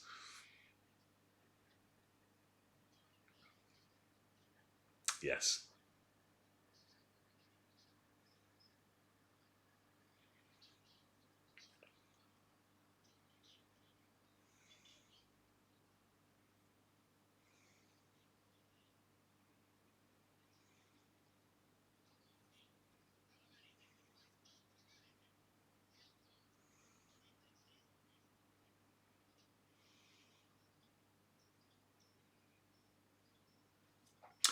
Evil Chris here, there's something going on. Like he's changed his mind, like he's going to join the other side. Of course, it's the bloody Deer Hunter, Christ almighty. As if I've forgotten that. It's only bloody 3 weeks ago we watched it.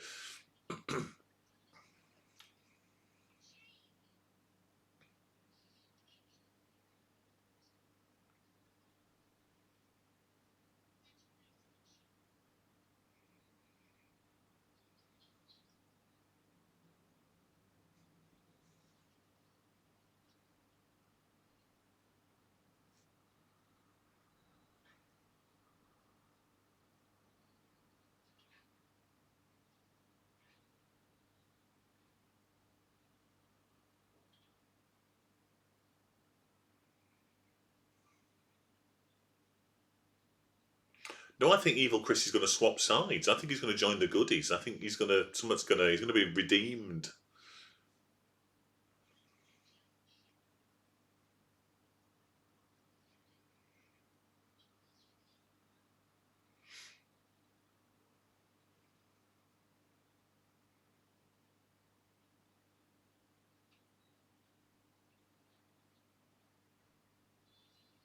Yeah, basically. I mean, that's the American dream, isn't it?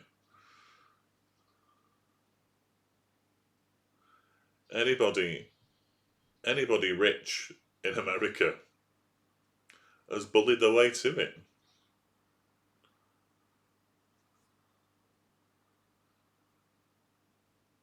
Oh, shit. I mean, I honestly don't know if he's going to live or die, Joe, here.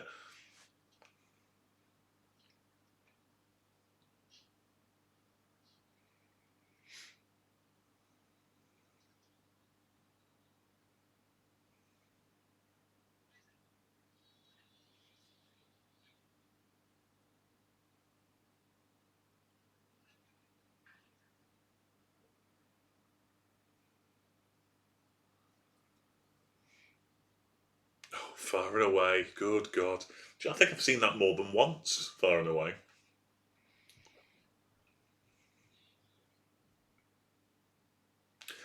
Yeah, because Tom Cruise's character in that, you know for a fact he got bullied off his land virtually straight away.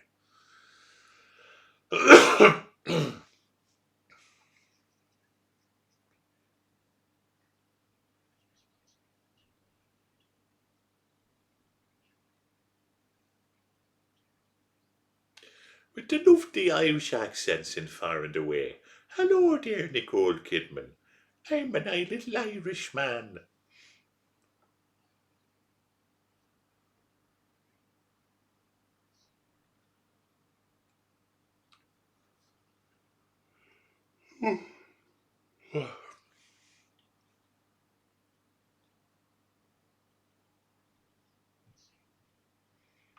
I see you, brother.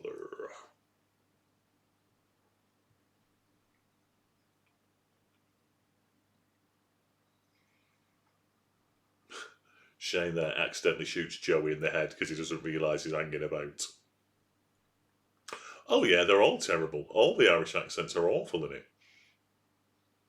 Well, hello. Let's do a diddly diddly little film about Irish people. That's the Quiet Man. Far and away is the modern Quiet Man, 20 odd years old.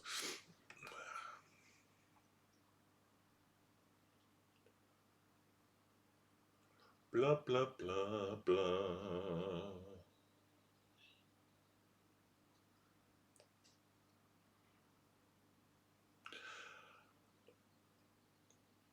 Because he's a right nosy old bastard. That's why he's not in bed. It is, see, it's Chris. It's evil Chris.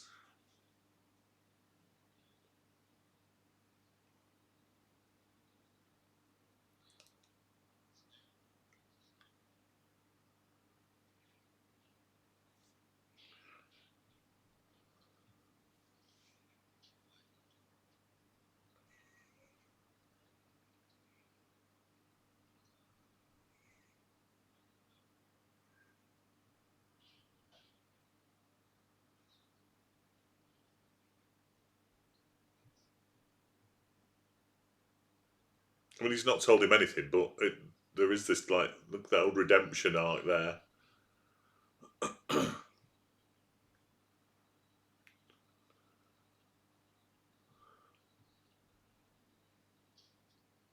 It feels like it's building to something here, this. Like, Chris is going to get shot. Like, accidentally.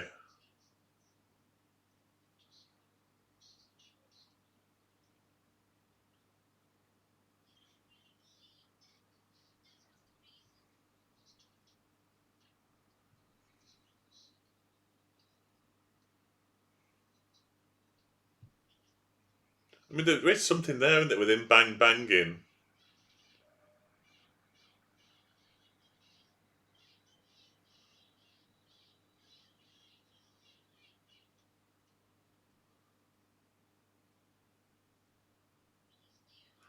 That was quite tense. That, even though it was clearly a wooden gun, but it was still really like, look what this is doing to the kid.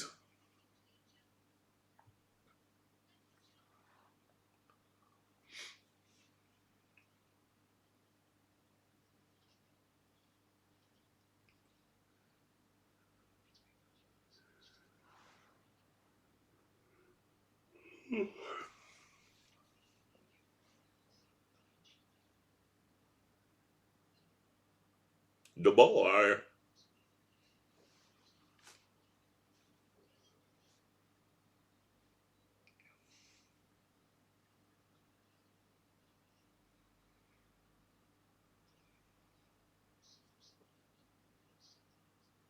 Oh.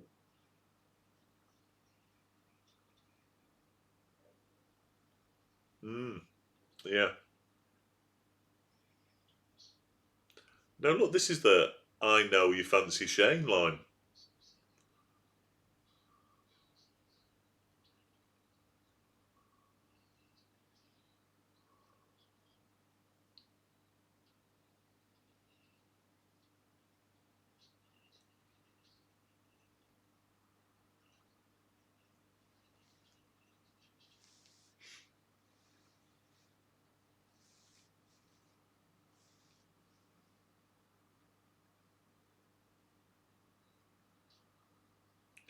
This film's amazing. Absolutely amazing.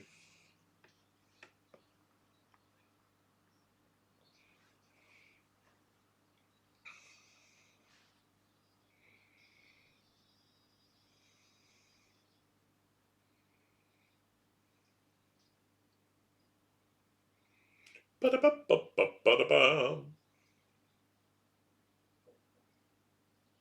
Oh, he's back in. Look, he's in his. It's like he's changed into his Batman suit.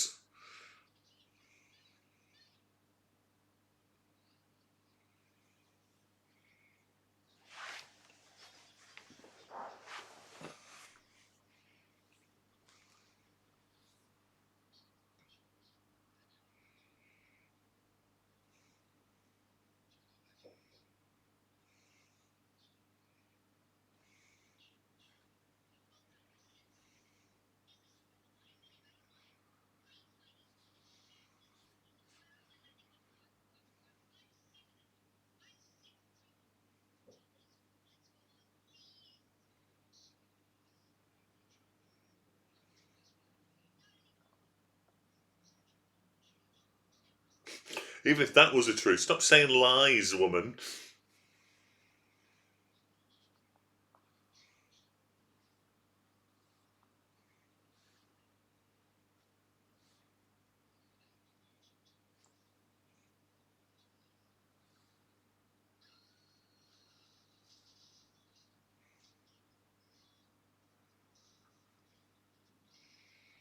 Yeah, they're having a look. How we're not seeing this fight. We're just seeing them watching it through the window.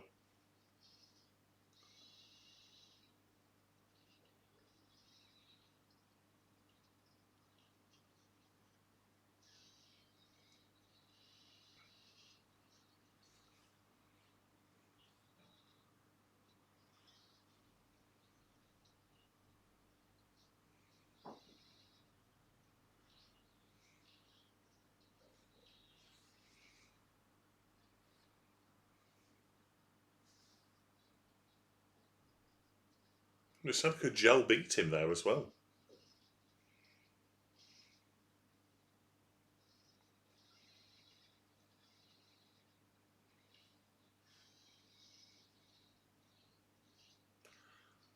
Another really quite violent fist fight with that with the horse and the animals. It's really again quite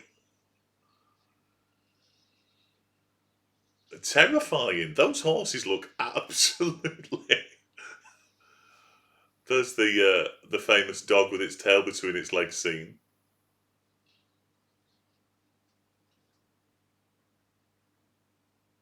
And it ends with Joe knocking Shane on his arse. Or perhaps not.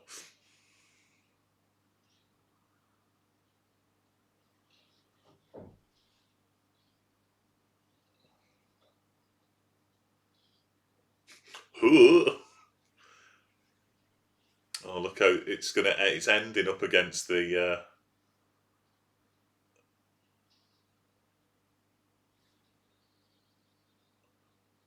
tree stump that they cut together. The horses, the whole animal bit there. I mean, that's some pretty good like directing that there.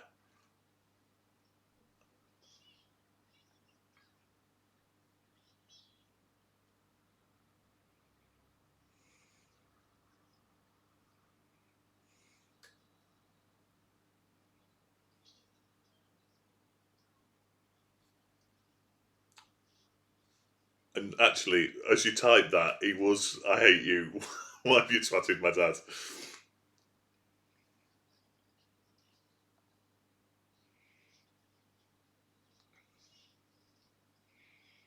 And it's the fact he had to knock him unconscious to stop him from going.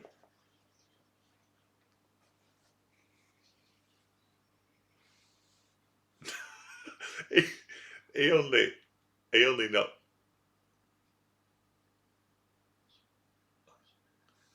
he only knocked him out to stop him from murdering him.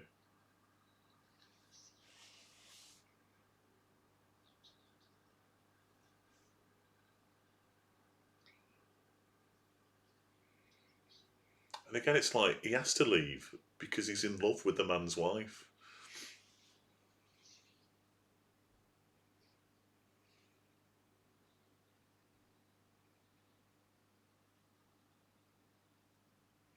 Mother, she ignores him. Mother, I think Dad's dead.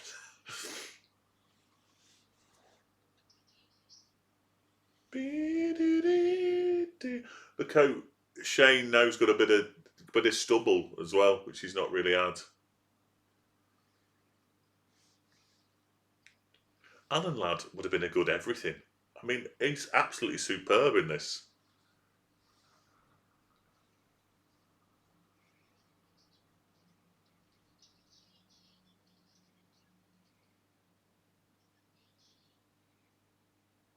I don't.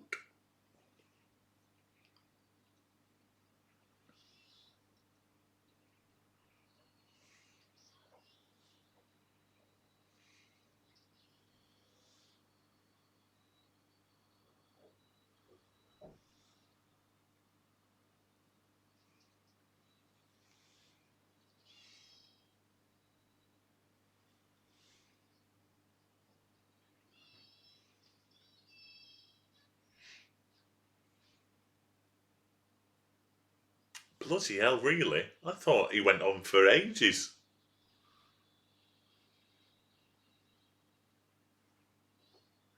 Bloody hell.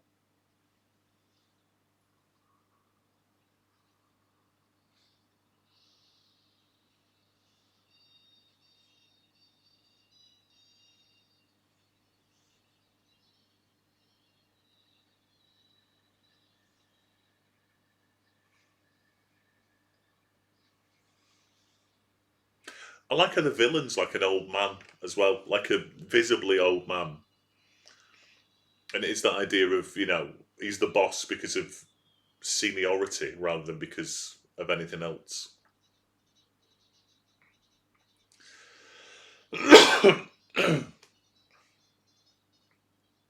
Now, Shane's gone off to kill people, right? She didn't want her husband to go and fight them, but she has just let a little lad run after him whilst he's going to the town to kill people, which seems an odd story choice to me.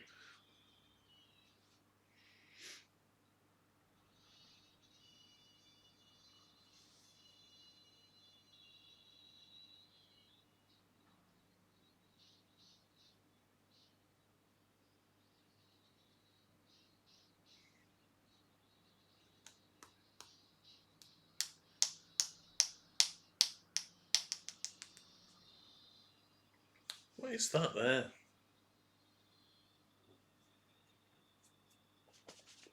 Bit Tory cocaine there, I think. Bit of dandruff.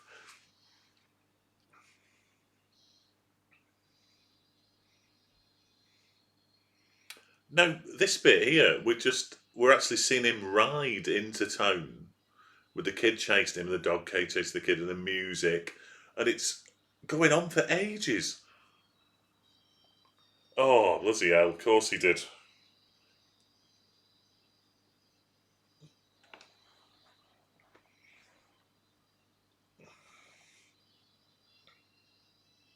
He's only little though, isn't he? Do you know what I mean? No good for his constitution.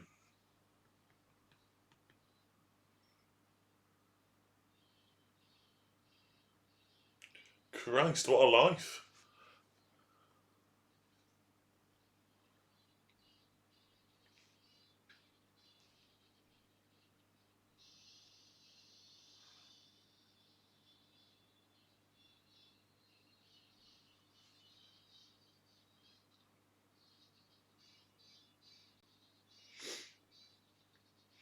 He'd have been Grandpa Walton. They'd have cast him in it.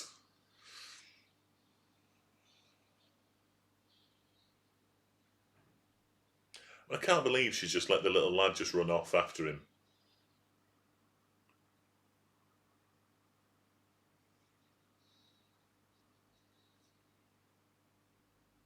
No, it's your classic look around the old saloon shots.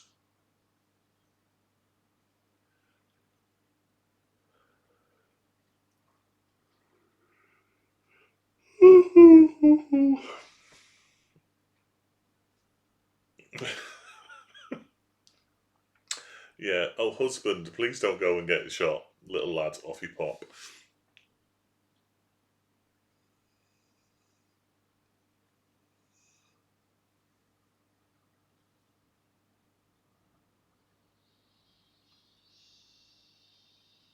It does. I mean, the guy's cheekbones are unreal.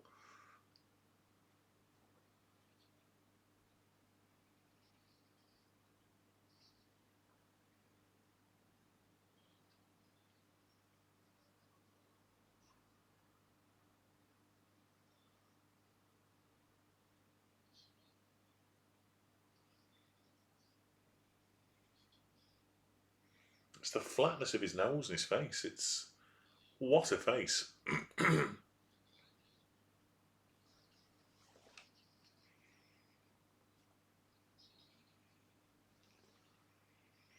Yeah, look how Joey's covered in mud and crap and water from running after him.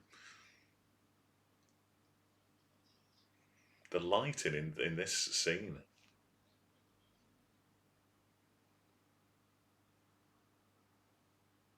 There's one black glove on.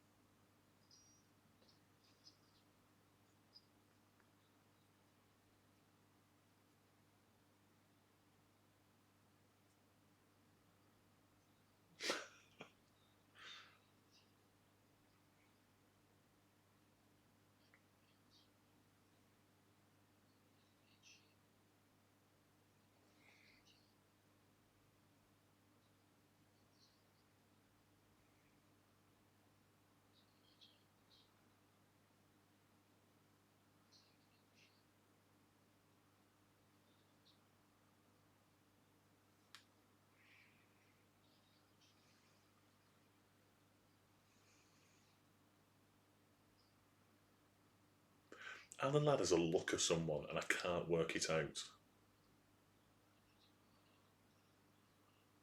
Like the entire film, I'm going, reminds me of someone. I can't work out who it is. Genuine tension here again. No, the soundtrack's disappeared.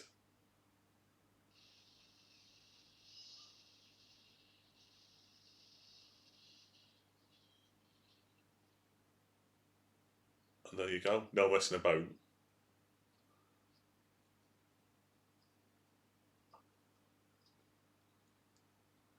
He's just killed them. And of course, we know that's the first time we've seen that kind of gun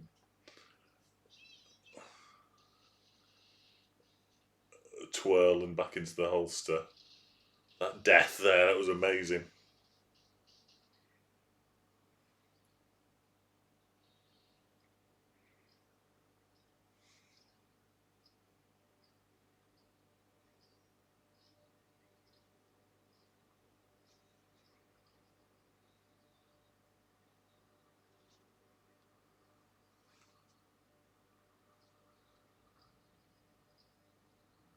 Sad music. He doesn't like what he does.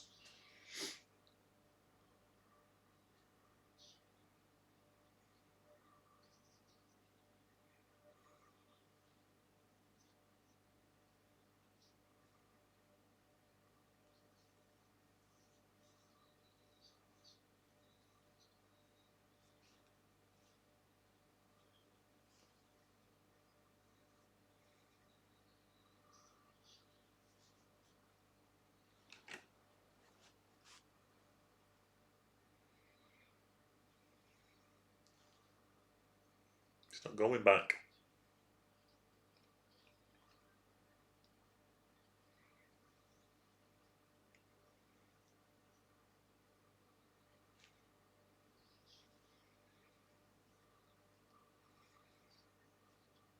Man has to be what he is. And I'm a murderer, and I need to go and be a murderer somewhere else. It's the light on my button. I think it was crap again. It's picking bits off me.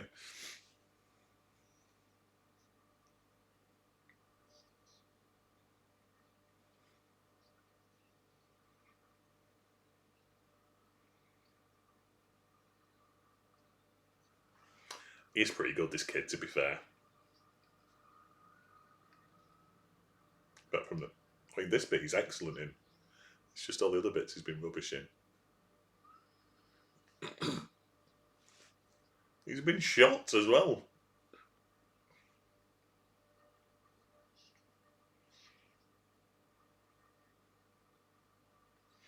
Grew up to be strong and straight.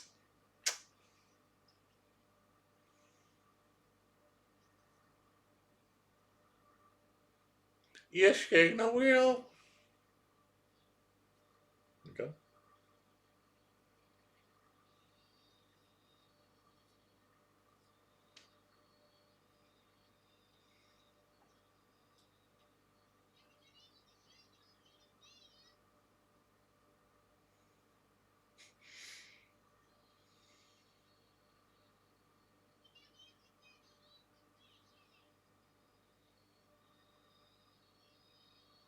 Da-da.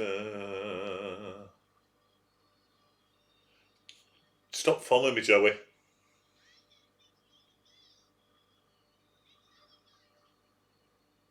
Mother wants you.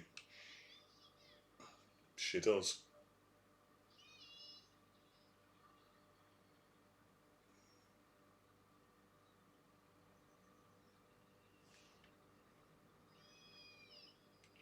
Jesus, kid. Literally just get the horse up into a gallop, then he's off. It's like single white female, but with a little lad.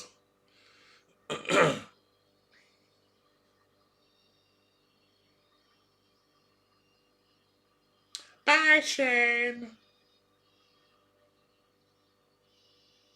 And off he goes. It ends as it starts. The end. There you go. That's Shane. Well, that was amazing.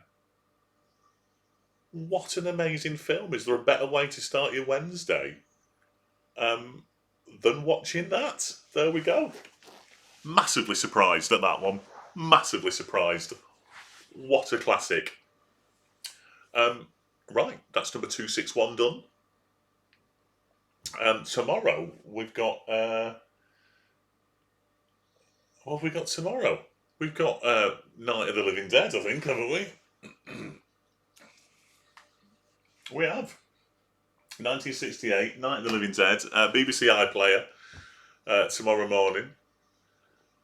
But why not watch horror films at 8 o'clock in the morning? That's what we've been. That's what we've been doing. Right. Thank you for joining me. See you soon. Bye bye.